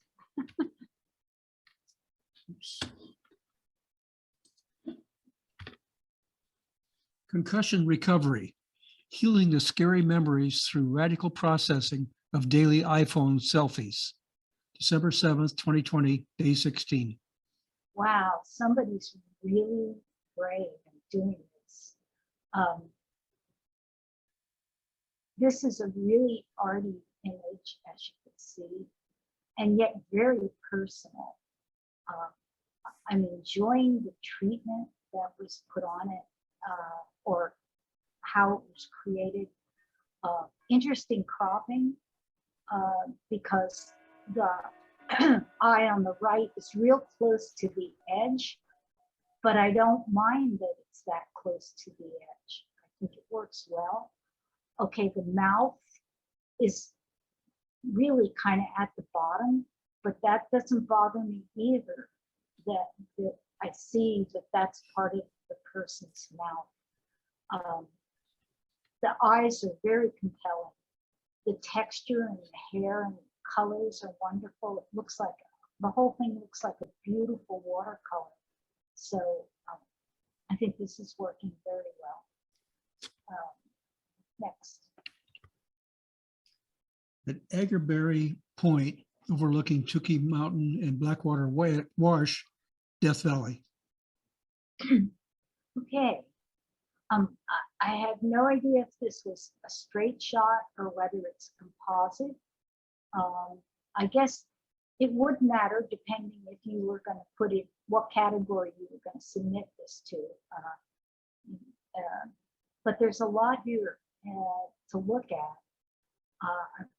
The rock formations in the foreground are really well defined. If this was a straight shot, that really was lucky to get that bird flying in there, and it's captured so well. And then all the background. So I'm enjoying the V shape of the foreground rocks. I'm wondering whether all the background is necessary in this image. And I think that really depends on what the maker wants to emphasize. I guess it's the backwash. Okay, next. I tried variations on this one. Exit. Okay, an intriguing title, and I can clearly see the exit. I'm enjoying the fact that it has this darkness all around it, and yet the exit is the brightest part. So my eye goes right to the exit. It's really a wonderful bonus to have this person in there, because that's, you have an exit to go out, and there's the person ready to go out, facing away from you. Nice light on all the banisters, I guess, in a sweeping arc on the right side. Some light spilling onto some of the banisters at the bottom of the frame on the right side. Intriguing light on I don't know, bars. I don't know what it is. Is it stairs? But going up the left side of the frame. So a very intriguing monochrome, artistic. Could get a lot of different stories out of this. Next. Lone Fisherman Under the Bridge, Thonburi, Bangkok. Okay, a wonderful sense of light and very interesting colors in this image. The man is, it's great that there's that fellow there. He's kind of the main subject, but kind of not, because he's so tiny. But it would be boring without him. With him, that's kind of like the focal point, but on the way to looking at him, I have all this wonderful texture and rust and shapes that are kind of arching, and then the green parts of it, and then the green in the water underlining it. It has a lot of pictorial qualities. I don't know whether this would work in travel because I'm not sure whether this location is strong enough, but definitely in Pictorial. Next.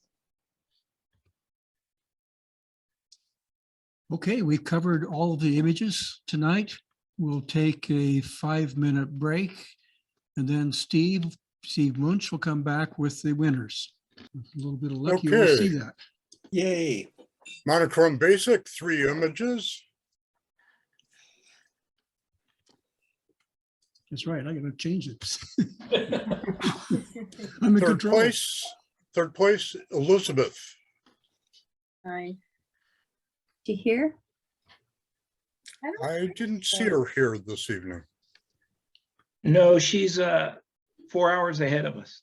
Oh, that's right, that's right. Yeah. Beautiful.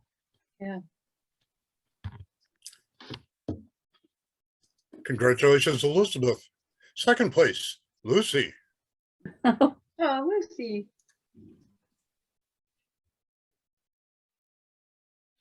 She unmute? Want to say a few words, Lucy? This was a picture I took quite a while ago. I actually had 4 ravens in the picture. I didn't understand what the 3 would be preferable to 4, but I did want to crop it. And the background is a different layer. The sky, it was very busy with more branches and probably more birds as well. So I wanted to simplify it. Nice. Very nice. Thank you. Yeah, very nice. Thank you. Background. Congratulations. Thank you. And Bill, press the M key.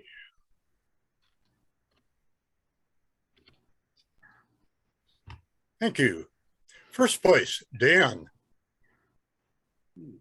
Is Dan here this evening? I don't think so. No, he wasn't able Dan to could get in. not get in because of the Ah, timeout. yes, Yes, we had, he tried for a long time to get in. Oh. He couldn't do it. yeah, So Well, he's so- gonna watch the, we'll follow up Video. with him. yeah. Very unique. Congratulations to Very Dan. cool. Got a nice.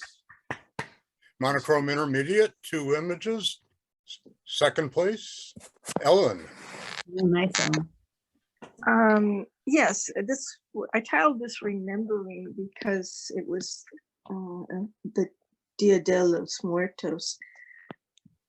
And when performing, someone mentioned that this group had lost 9 members to COVID. I want to follow up on that. But I just like this one woman stands so tall and it's just so remarkable, lovely to watch her perform. Good one. Yeah. Yeah, really beautiful. Mhm. Congratulations. First place, Laura. I love these guys. I know, really. So they were, these little guys were up at Lake Ruffine and they were kind of up under the concrete next to the lake. And so the feathers were because there's a whole bunch of birds in the area. Oh, But yeah, they were, this adults and little one were tucking in and coming out and I just thought they were cute. And I appreciate all the critique and all the different photos. so sharp. Laura, you know you're upside down. Are you Yeah, I know. I don't know why I'm upside down. a bat? Congratulations. Congratulations, Laura. Beautiful. Monochrome advance, 4 images, honorable mention, Gary. Okay, yeah, that was just like say Yellowstone, Lamar Valley, and I just wanted to, bring out the texture and all the fur because it had rained in the night, and then it started to still pretty cloudy, so that's just it. Blur the background and bring out the texture and the catchlight in the eyes and all that. That's about it. Beautiful. Yeah, very interesting Thank you. markings on his lip. Yeah. upper lip. Congratulations. Third place, Phil. Wow. Yeah, Fun. I took the back. This is a composite image. You're correct. I had taken the background image in Bodie, California, not the dog. And I used a flash and flipped it upside down to kind of make the shadows a little more interesting. And then the lady was in a local Petaluma event, I think back in 2019, doing a slack rope demonstration. Wow. Pretty Nicely Nice. composited. Yeah. Nice. Yeah, very nice. Nice, did a good job. Really Very imaginative. fun. Are you in Charlie Ginsberg's class? No. You just know it all Yeah, yourself. it's just like what we've been doing. That's fun. Yeah, it is. Really? Yeah. How did you get the shadow? I took a second copy of her and converted her to black and white and did the blurring thing, and you know, Wow. pretty standard for creating fake shadows. Yep. I took Very Charlie's well done. class. It was very interesting. Yeah. Yeah, Charlie's class. I took it. We Yeah, I had did too. Yeah, we just finished ours. We Oh, finished did it ours. last night. very cool. Yeah. Coincidental. What can I Yep. say? Phil's been doing this for a long time. Yeah. You could teach it now, Phil. Okay. Congratulations. Thank you. Second place, Bill. Ooh, Oh, yeah. love that. I don't think he's here. He's not here. Congratulations to Bill. First place, Oh. Steve. Yeah, nice. All right. Ah, All right, thank you. This was, I had this in last month with a different judge, and the photographer on this image was standing where he was, but he was facing left.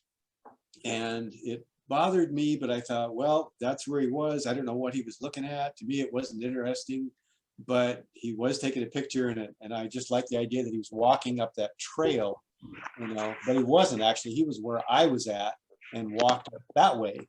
But so I kind of highlighted the trail down there a little bit.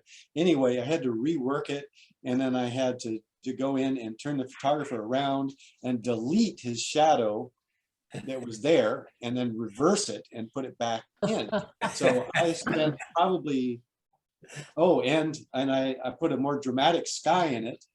This sky was the same sky, but it was actually, I took a picture just slightly to the right of it. So it's the same sky, but I had shifted over because for some reason the original sky, the part of it looked blown out in the wrong areas, and it just didn't work. So I spent so many hours on this image, I cannot tell you, agonized over it. Nancy agreed with me as the photographer. She pointed out, yeah, the photographer don't like it pointing in that direction.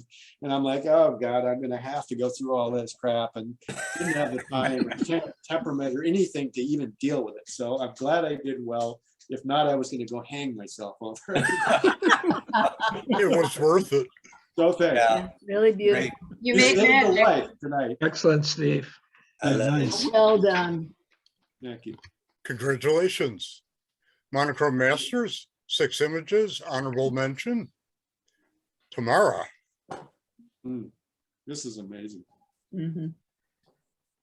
That little eye slot. So cool. Tamara, are you still here?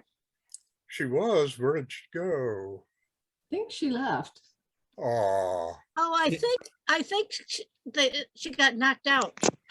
Oh, Couldn't get back. You know what happens when you get knocked out? Yeah. You wake up the next day. Probably I on got- Windows.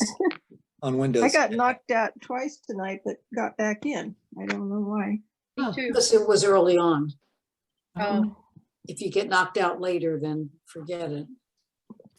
Well, the meeting, the timings are all set now to go much later. So Yeah, 3 hours. it has to be a different problem. I don't know. Anyway, honorable mention, Liz. thanks, Jane. I liked your comments about working more toward the, the pail, the watering cans, and less on the background detail. Thanks for that. Congratulations. Nice image. I love that. Yeah, really cool. Thank you. Congratulations. Honorable mention, me. And this is where Bill, let me know if you get, do people see my cursor on the screen right now? No, No. Okay, so No. I'm gonna try something. Did you, let's see. It's a wonderful Well, piece. Okay, did you get a request, Bill? Yes, no, I just approved it. Okay, now do you see my cursor? No? No. no.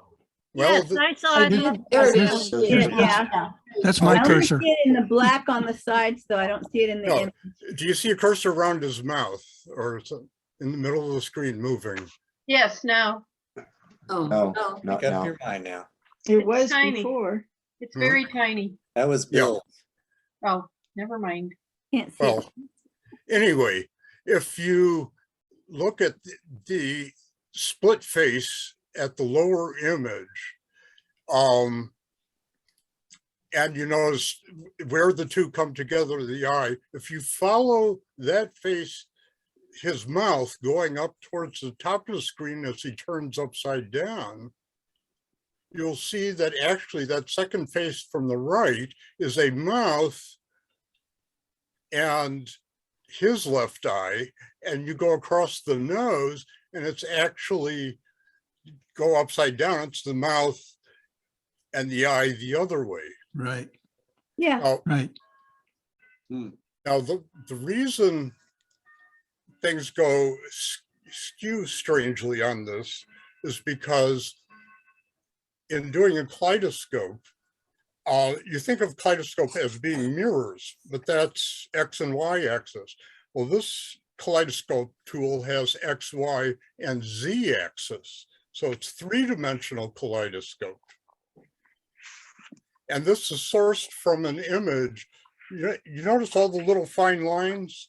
This is a technique that's known as an edge sketch, where you take the threshold between black and white into a grayscale. And all these lines, if you take the midpoint of a line and the midpoints all go around a curve, all those lines define a curve. So essentially this tool goes in and finds all the curves and draws little fine lines along all the curves, which is why it looks like a sketch. It's called an edge sketch. Anyway. Is it a sketch originally? No, this is a standard picture thresholded, and then the tool goes in and looks at the thresholds and draws all the lines along the thresholded edges. Oh. Huh. And so Congratulations, also, Steve. something else you can do, if you flip the picture over and over, every 90 degrees, it looks very different. Thank you. Yeah, it's a trippy image, I must say. Third place, Mike. Oh, Michael, Yeah, it's beautiful. really love it.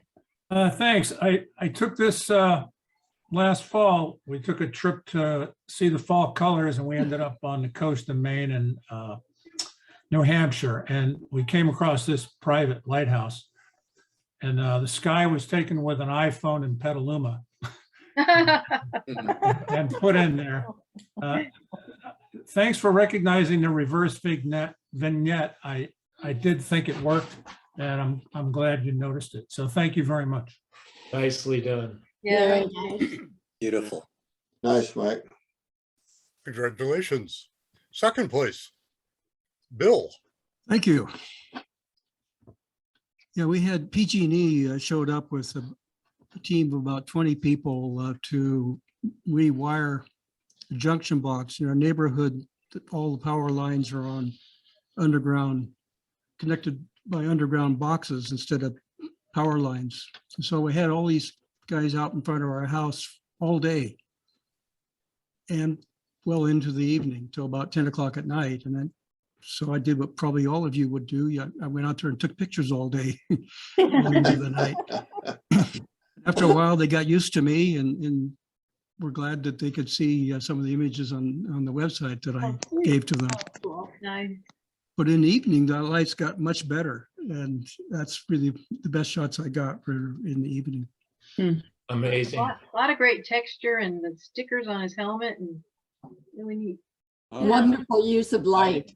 Yeah, Thanks. lighting on Thank the you. helmet, was awesome. And the And face. his intensity. Yeah. And his big eye, my goodness. Once they get That's like used to you. eye. Yeah, they were at first a little leery of me, but hey, it was my front yard. And after a while, we got along just fine. Yeah, that's Thank you. astounding nice. lighting. Congratulations. First place, Tony. All right. This, Woohoo. this is the Palouse. Recently, I had been down in the valley trying to get a shot behind a Reaper, and I was still trying to get stuff off of me when I was up here getting a shot. And I didn't have to do anything to it. It was really unusual. I felt very frustrated. And it's not infrared? No, Looks infrared. no, I've never done an infrared shot. If you like this, you'll like it. Thank you. Yeah. Thank you, Jane. I love Very the line nice, Tony. from the clouds. Congratulations. Good job. Nature Basics, 6 images, honorable mention. Craig. Oh. Yeah, the picture was extended back when he was walking away from the carcass, and maybe I overcropped it, but it didn't. I didn't think it showed well. He's so clean, and it was such a mess what he was leaving behind that I just really felt it was best to cut it out. But maybe this is just in the wrong category. Yeah. As much as anything. Yeah, Yeah, nature can be messy. yeah, the nature story counts more than the pictorial quality of it, so. Right. Put it in Pictorial. It's gorgeous. Yeah, beautiful. Okay, Beautiful. good. You Well, can thank enter it 3 times. I'm sorry? No, if it doesn't get first, second, or third, you got three chances of Prize. getting it in. Okay. Oh, good. Or a derivative. Nicely Okay. done. Thank you. Very nice, yeah. Honorable mention, Elizabeth. Oh, this is so beautiful. Yeah. Mm-hmm. What a gentle thing. Mm-hmm. Mm-hmm. It's really a beautiful pictorial shot too. It Yeah. is pictorial. Yeah. Those gentle colors, it's kind of desaturated look. I think it's just gorgeous. But I also like Yeah. the nature story. I really think that it's interesting information that I didn't know before. Yeah. Congratulations to Elizabeth. Honorable mention, Amy. All right, Amy.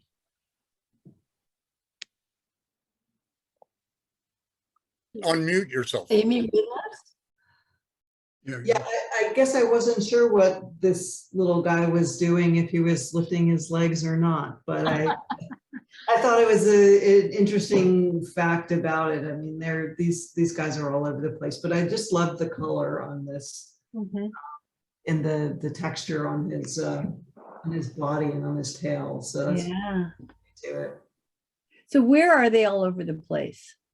They are indigenous to Aruba, and they're just, so they're on the resorts, they're everywhere. Okay. And that was part of the thing, is that they've got these survival skills, because they kind of eat everything, including each other, I think. Oh, How big is it? Survival trait, How yeah. big is it? That's the nature shot. If I had seen that, Yeah. Congratulations. Third place, Craig. Oh, very nice. Oh, gorgeous. That is stunning. Beautiful. Yeah. It's a pretty significant crop. I'm pleased that the detail held its own as I cut into it. It was photographed on an iPad, just a white background on an iPad last summer, I think it was. Well, no, more than that, I guess April of last year. It says Nikon. It is, yeah, it was a Nikon, but I did it back in April. I was thinking it was in the summer. Is that? So you put it on an iPad? Yes, I cut it and laid it on, I used some kind of white background on the iPad and then photographed it. And Cool, it's then like a light bulb. Great idea. Yeah. I can't take That's credit for the creative idea. thinking. I think Harold Davis is kind of talked about it in one of his books, I think, and you can do a lot with the intensity of a cheap iPad. You know, it's like a small white table kind of. Yeah. Thanks for Beautiful. sharing the tip. I'm not sure you're supposed to do that in nature. Oh, No? Oh, Maybe I misunderstood. I'm not sure either. no, I think nature is supposed to be without being touched by man, so it can't be staged. Yeah, the white can't be staged. Nancy, why don't you and Craig talk about it? Okay, I think it's good for offline. members to know. Right, learn early about things. Something no one would think of. Yeah, the review committee A couldn't know beautiful that. shot. Second place, Stephanie. Stephanie. Nice. She's new? Love this. She's not here. Congratulations Not here. to Stephanie. Congratulations. First place, Mark. Mark. Mark. Very cool. Yeah. He was here. He was here. Stealth bomber. Congratulations, I'm Mark. thinking the same thing, yeah. Very stealth looking, yeah. Nice, Mark. Background. Congratulations to Mark. Nature Intermediate, 3 images. Third place, Ellen. Loved it. Yeah, well, this was the Sacramento Wildlife Refuge, and I just thought these two were cute, and I was happy that it came out very clear. You can see the water drops on them and all. Yeah, it would have been nice to have one nearby with its head showing, but that wasn't the case. Most of them were like this. Most of them. I like it like And that. it makes me laugh. When I see them do this, it just makes me laugh. The lighting is Thank you. exceptional too. Yeah, Really good good lighting. exposure and nice. They're ducks for a reason. Oh, Congratulations. whatever. Second place, Greg. Nice. Cool. I wonder where he got this one. His Greg's not here. backyard, probably. Yeah, maybe. I think you're right. His backyard. He's pretty proud of the bird's nest of the owl in his backyard. Oh, cool. Great. Congratulations to Greg. Congratulations, Greg. First place, Pat. Oh, Pat. Oh, thank you. Beautiful. Yeah, it was pretty rural, definitely not staged. These are wild elephants that actually roam freely in Namibia. In this one, they've been relegated to this one area. So they actually, their tusks actually get broken because they don't get the right calcium levels and such. But they're in family units and in gatherings, and they have to look for water. So Great timing on your shot. Yeah. Flash. Nice composition. Because you can see the other ones digging too. yeah, They're tough. and this is not a place people can easily get to. We actually had to have a guide take us into this area in case our car broke down. We wouldn't be stranded because it's so remote. When we went out to look at these elephants, because you have to drive on the other side of the road, you have to shift with your left hand, and we had a 4x4 truck. We had our guide drive it because those bull elephants can be a little scary. And in fact, one actually was getting ready to attack, and I'm really glad we weren't driving because he was able to turn the car around and truck around and leave. But it's remote. It looks like it has wounds on its cheek. Oh, Probably. I mean, their Oh. lives are really hard. you caught a great moment. Yeah, Thank you. great shot. Yeah. Congratulations. Congratulations. Awesome. Nature Advanced, 3 images. Third place, Jennifer. Mm. Oh, thank you.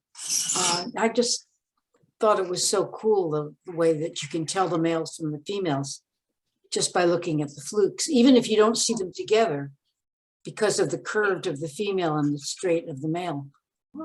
Anyway, it was fine. In between throwing up over the rail, Oh. Monterey Bay, and it wasn't even that rough, but oh man, Oh. it's rough No, enough. I'm with you.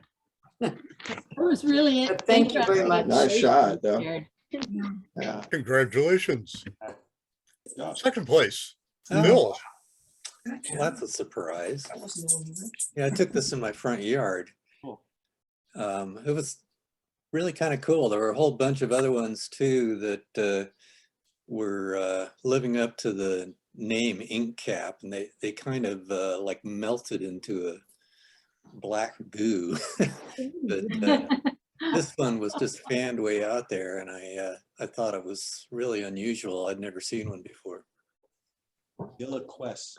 Very cool. Interesting. Yeah. Yeah, and Nice. it's a iPhone photo, by the way.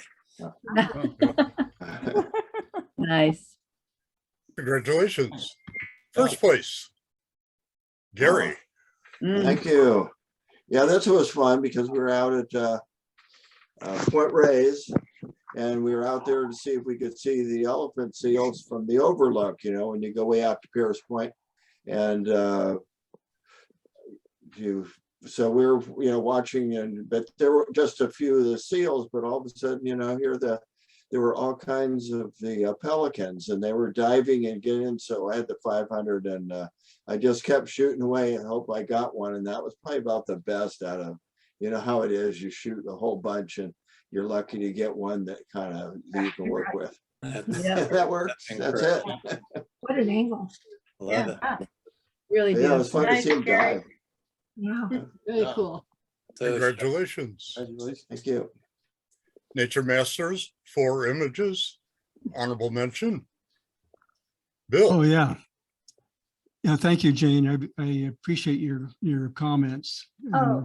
I got pretty much caught up in the journalistic story here Yeah. instead of the okay. nature story. And Exactly. but I really appreciate your comments. This last one, by the way, is two males sparring over the attention of the female. on the There's right. your story. Yeah. Great image. Enter it again. Yeah. Thank you. Congratulations. Third place, Herb. Oh. So Oh, wow, thank you. Jane, I want to say I appreciated your rigor in enforcing the regulations by category this evening. That was refreshing. Yeah, I agree. Opposed to Well, thank you. So with that said, I'm surprised this went anywhere because I thought it was pictorial, but if I presented it as such, it's not always obvious what it is. And so then when I did a little research and saw that they do what they do in the waters, I thought it was worth a shot. So thank you. Yeah, no, there's a nature story there for sure. Congratulations. Second place, Anne. Oh, Anne. Thank you. Well, during COVID, I've been taking a lot of walks around my house, and there's a family of these acorn woodpeckers that took over this telephone pole, and I read that they will put up to 10,000 acorns in one place. Wow. And there were so many acorns in this telephone pole that it split partially, and there was a pile of acorns at the bottom of it. I wish I had all these pictures of it, but I thought that just one shot really told the story. So they did have to replace the telephone pole, and so they're working on the telephone pole next to this one now. Telephone very pole death by persistent. woodpecker. I've heard that they actually harvest the worms that are in the acorns. Huh. I heard that Ah, too. did not know that. That was my understanding, but I don't know. So this one's getting a new storage facility, huh? Yeah. Congratulations. Great catch. Wonderful. First place, Mike. Oh, Thank you. Oh, wow. I took this out at Jenner at the mouth of the Russian River going into the Wow. ocean. And I was kind of lucky. I heard this barking and splashing and I swung around and I guess I snapped about 30 frames, but there were so many seagulls trying to get the fish Yeah. that, I couldn't crop them out to stay in the category. So I thought this one actually made the most sense. And the early frames, the blood was a lot redder too. This was along in the sequence. The first two where you really could tell the red was quite bright. I missed the first two frames, so I only saw part of it. But thank you very much. It was a fun thing to capture. You're lucky to get that because of all Very the great. times I've been out there, I've never, I've only seen them once to do that, and then to see all the seagulls and all that. That's a great shot, Mike. You did Yeah. great with that. Knowing how to take care of the situation Yeah. is half the prize, is really Yeah. good. Thank Timing you. is A couple of years everything. ago, I had one from up above by the highway looking down, and I had the seagulls circling them, but this was a much better view. Thank you. Outrageous. Great job. Usually they like to rip the guts out of them. Yeah, No, really. literally. They do that because that's where the highest fat content is. So it's unusual for them to eat the whole fish like that. Usually, if there's plenty of salmon around, they just eat the belly of it, eat the whole guts out of it, and then go on to another fish and leave the rest of it for the seagulls, which is why the seagull was there. he was They all afraid get the in on seagull it. was going to get it. Yeah. Yeah. Mike, did you have this on HDR? No, Okay. no, this was right pretty much out of the camera, just the basic Fantastic shot. thing. That's amazing capture. Yeah, thanks. Yeah. Really rare shot. Awesome. We're all Congratulations. horribly jealous.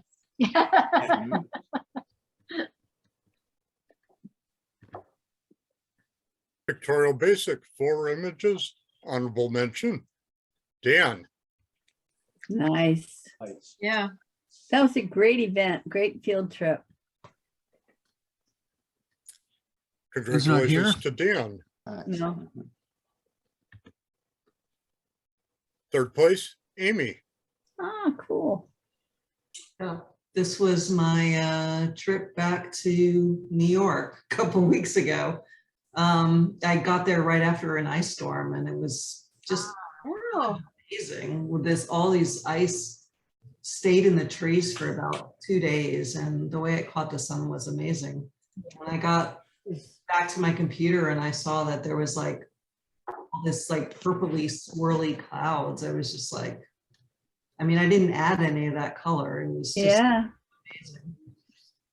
So beautiful. Beautiful. I love that phenomenon. Yeah. That's nice. Congratulations. Second place, Lucy. Lucy. Oh, That's my boot.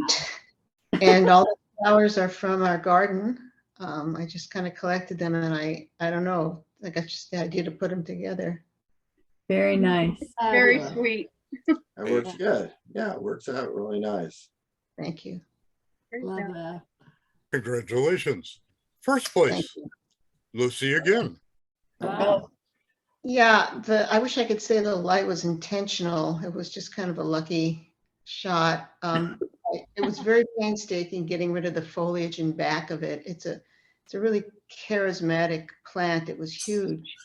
And it did take a lot of time to remove the background, but I was pretty pleased with the final look of it, especially the light. Gorgeous. Fabulous. Very nice. Yeah. Congratulations. Thank you. Pictorial Intermediate, 4 images, honorable mention, Ellen. Well, this is not a composite.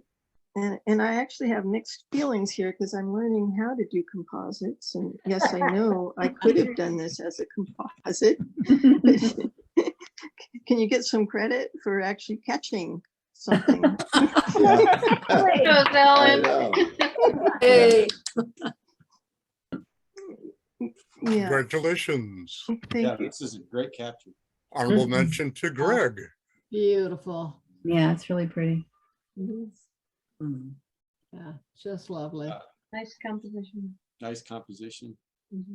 Congratulations to Greg. Second place, Pat. Oh, thank you. Yeah, you're right. You don't need to include the location, but after the problems Tonga's had, I just wonder what has happened to this boat. Whether it survived the volcanic eruption. Probably not. Who knows where it is? It may be in the middle of a town somewhere. Wow. Got a hell of a lot of rust on it, so who knows? It was there before, but I think the volcanic eruption in Tonga has probably changed a lot of things. Yeah. Yeah, A lot of great detail on that. Yeah. I like the colors too. Nice to have a Congratulations. picture since it's not there anymore, maybe. Right, it's probably not there anymore. Wonder if there's a way to find out. First place, Fritz. Oh, it's so glad. Good. Yeah, thanks. Wonderful. The water line that Joan mentioned, and it's not parallel to the bottom of the photo, is really because the hand side of the lake is farther away than the left-hand side, so it's a perspective thing. And I tried doing what Joan said to kind of make it parallel, but then the trees were going in the wrong direction. I kind of went with the trees. So that's what you get when you're in a lake with the shoreline that's not parallel to your.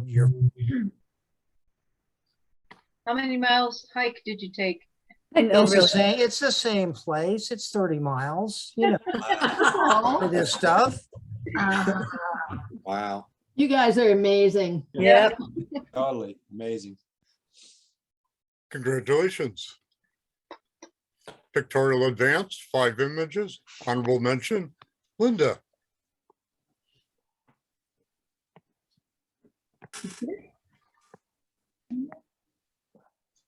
Hey, Linda. Such a pretty image. Beautiful. Yeah, it's clever. Looks like she left. Yeah. Good idea. Very pretty. Congratulations to Linda. Love the feel. Honorable mention, Phil. Well, another surprise. This is a this is a rock face in Yellowstone National Park that's been composited with another painting. Oh, I think it's great. Huh. Yeah. Cool. Yeah, I can't seem to stay away from busy images, so I appreciate your comments, but what can I say? Great title. I love the title. Yeah. Me too. And no place to go. Yeah. Yeah. Really not going anywhere.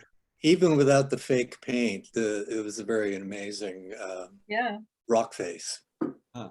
Yeah. Where was it? Yellowstone. It's in Yellowstone, okay. Yellowstone. Sorry, missed it. Cool. Congratulations. Nice. Third place, Trisha. Oh, right. Yeah. Right. I've recently started looking That's at old photos from Alaska, and this is a glacier in Alaska. Okay. Just a piece of one. And when I saw this, the first time I saw it, it was like, oh my God, it looks like a sentinel, like it's watching out over everything. And so thanks. That's great. Yeah. Love Nice the and simple. simplicity. Love it. The last bird. And I like the suggestion of cutting a little more off the sky. I think that's a good idea. Thank you. Thank you. But the sky is so perfect for the image. Yeah, I it really is. like the Just a sky. touch. Just Yep. a touch. Very zen, Trisha. Say it again. Very zen. Z-E-N. Yep, got it. Yep. Thank you. Congratulations. Congratulations. I love the sky in that. Second place, Oh. Steve. That's beautiful. I love this. It's really pretty. Took a while to see the turtle. Yeah, I want to live there. This is Salt Point State Park. So it's up on our coast, Salt Point State Park. Oh, so Really? yeah. One of the creeks that heads to the ocean. So just a couple hundred yards from here is not even that, less than 100 yards is the ocean. And I took a walk down this trail, which is hell to get to, with a severe foot injury. And I found it on the, just to the right of this was a complete deer skeleton missing, almost complete, had a few parts missing. But I was taking pictures of that, but I was really headed for this. So I spent quite a bit of time taking pictures of this, and again, tons of editing time into it. So thank you. The You colors. did a great job of bringing that light out. Oh, Oh, yeah. And the turtle is composite, by the way. Oh, I was going to ask you that. I was thinking to myself, a judge is going to say there's no center of interest besides the rock. Yeah. All right, I got to do something. There you go. I'm glad Well you didn't done. glad you didn't put a red shoe there. I was thinking of red chair, actually. I was wondering if it was red chairs. That was my Or a first. canoe. Yeah, I'd hang that up. Right. really Nice, pretty. Steve. Very nice. Congratulations. First place, Ronnie. Funny. Ooh. Beautiful. Where's Ronnie tonight? She's away. She's partying. She's traveling. She's in another time zone. We didn't figure Yeah. quite where she is, but she said 4 hours difference from here, Bermuda. Color. from here to where she is. Lovely photo. East, yeah, it's somewhere east of here because it's later there than here. Congratulations to Ronnie.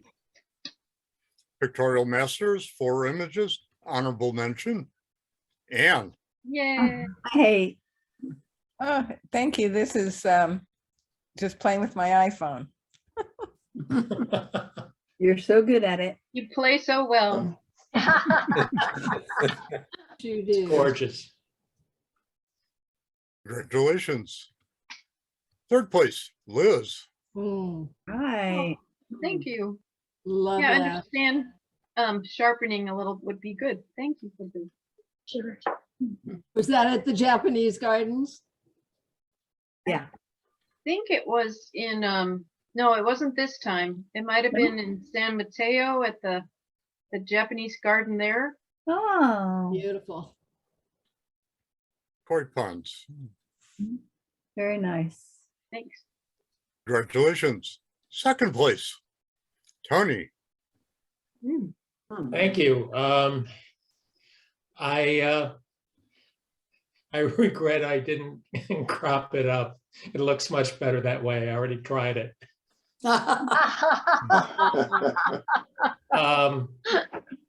Other than that, it's a wonderful place to shoot. And the last 2 times I've been down there, the light's been under construction, so it's been useless. So I'd recommend anyone who's planning to go down to call ahead of time. Where is it? What town? Pigeon Point. Ray? No, Pigeon. I don't know the closest town. Is it near Pescadero? The Yeah. Half Moon yeah. Bay, down south of Half Moon Bay, or beyond Okay. Pescadero too, and that. And Pescadero's a gorgeous town to shoot in also.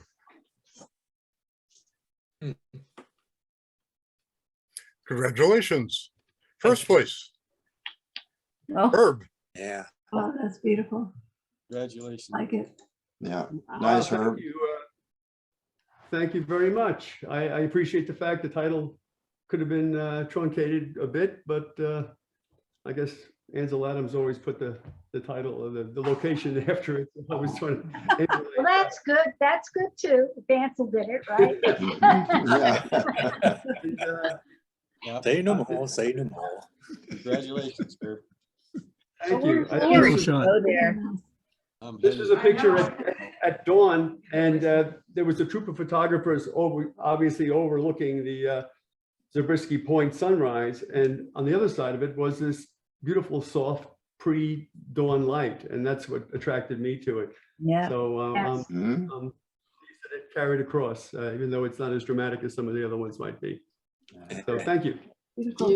Yeah, that's what they say. Somebody should, when all the photographers shooting one way, you turn around and do the That's opposite. right. That's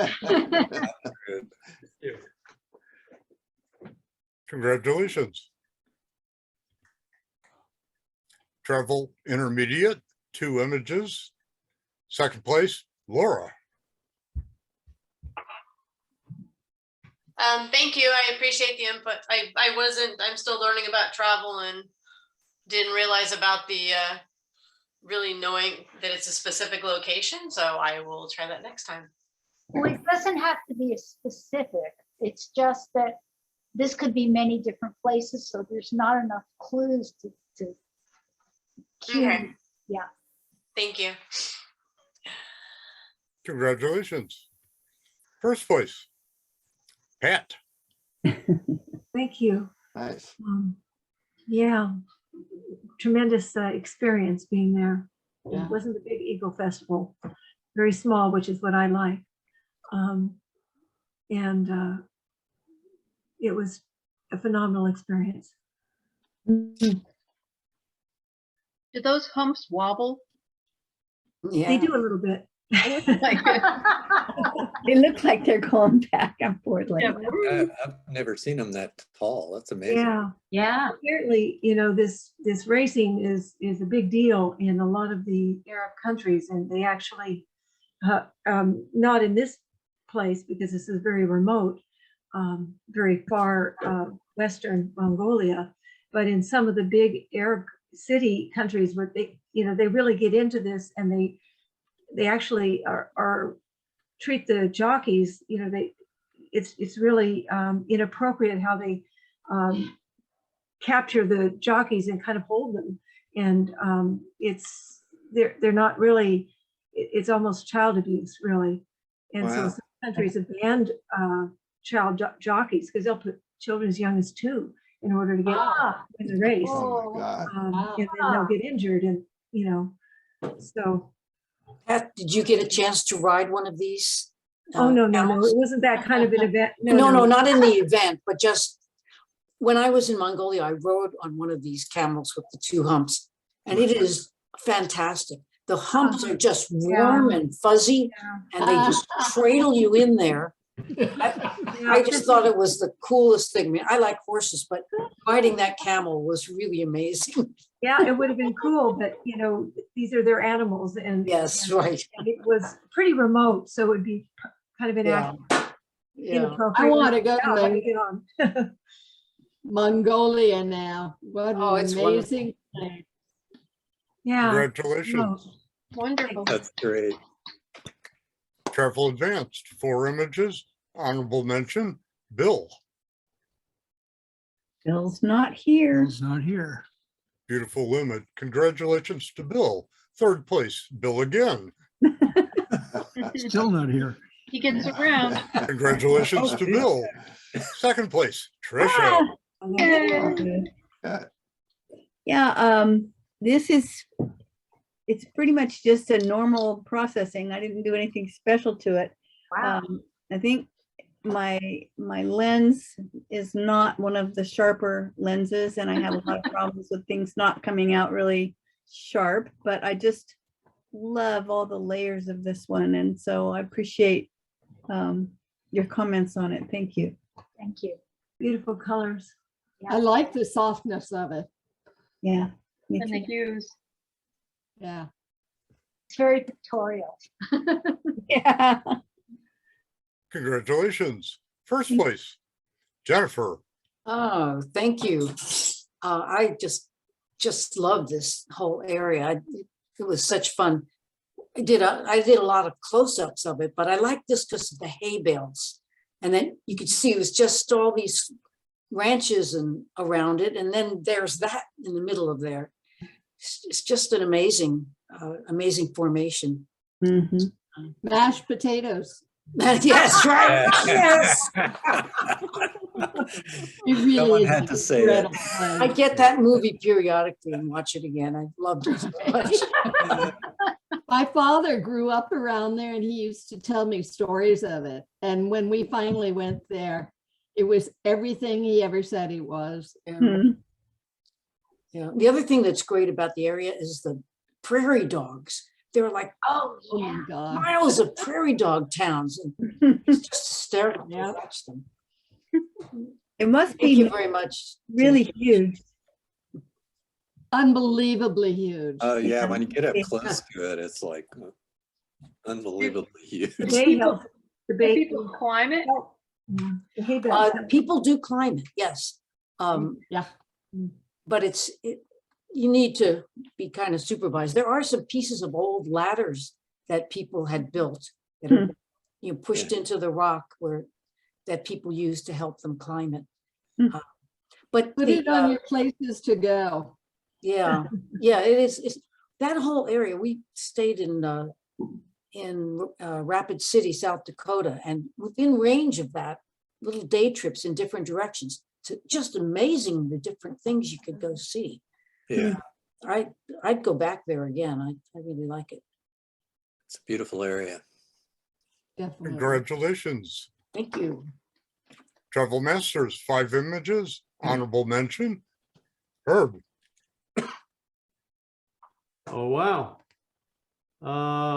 Thank you very much. Yeah, this is kind of my cliche and probably fails in the sense that it is not a distinctive image of a dune, but it's hard to make a distinctive image of a dune. You're right. So it is what it is. It's Ibex Dune. So if anybody wants to go there, I highly recommend it. It's you'll have the whole place to yourself. Cool. Thank you. Incredible. Congratulations. Nope. The only footprints are the ones you make. That's it. Honorable mention, Tony. Wow. Believe it or not, I did not touch the cloud. Wow. Oh yeah, no, these are Great image. I don't know what you call it.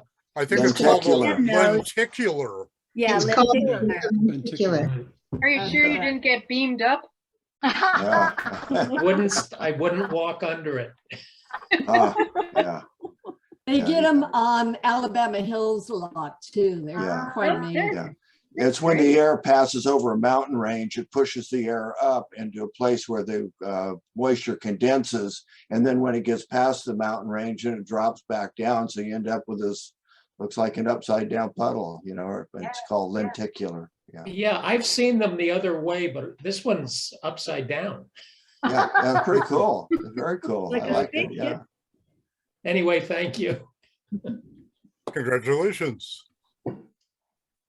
3rd place, Anne. Yay. Oh, yeah, this is when I was in Bangkok and I just kind of snapped this. So I thought he was kind of an interesting character. And then lately I was looking through some of my old pictures and seeing how many people, remembering too, how many people wore masks there. And this was way before COVID. And I think that the Asians, benefit from the fact that they habitually use them. Yeah. So it's actually, I thought it was more of a journalistic story, but thank you anyway. for travel. I like I how love it's how you- canted to the left, it's not straight. Yeah, exactly. Yeah, that's what I was going to say. cool. I like the That really made it. I like the military outfit with the AC/DC patch on his leg. Yeah. Oh, yeah. And he shortened the sleeves. They love the vintage clothing over there, American uniforms and stuff. Really well captured. Nice, Anne. Very nice. Congratulations. 2nd place, Mike. Thank you. If you haven't been to Chilhooly Garden and Glass, it's a wonderful place to visit. Glass is just simply amazing. And I just happened to look up in this one large hall that they had and saw the Space Needle. And I said, I think I'll see if I can frame the glass around the needle. And it's just a wonderful site. So if you have an opportunity to be in Seattle, try it out. Thank you very much. Nice. Nice. Nice. Seeing. Love the color. Yeah. Congratulations. 1st place, Tamara. Oh, beautiful. Yeah. Those Those eyes. eyes take you Yes. in. And Yes. ours still here? I don't think Yeah. so. Think so.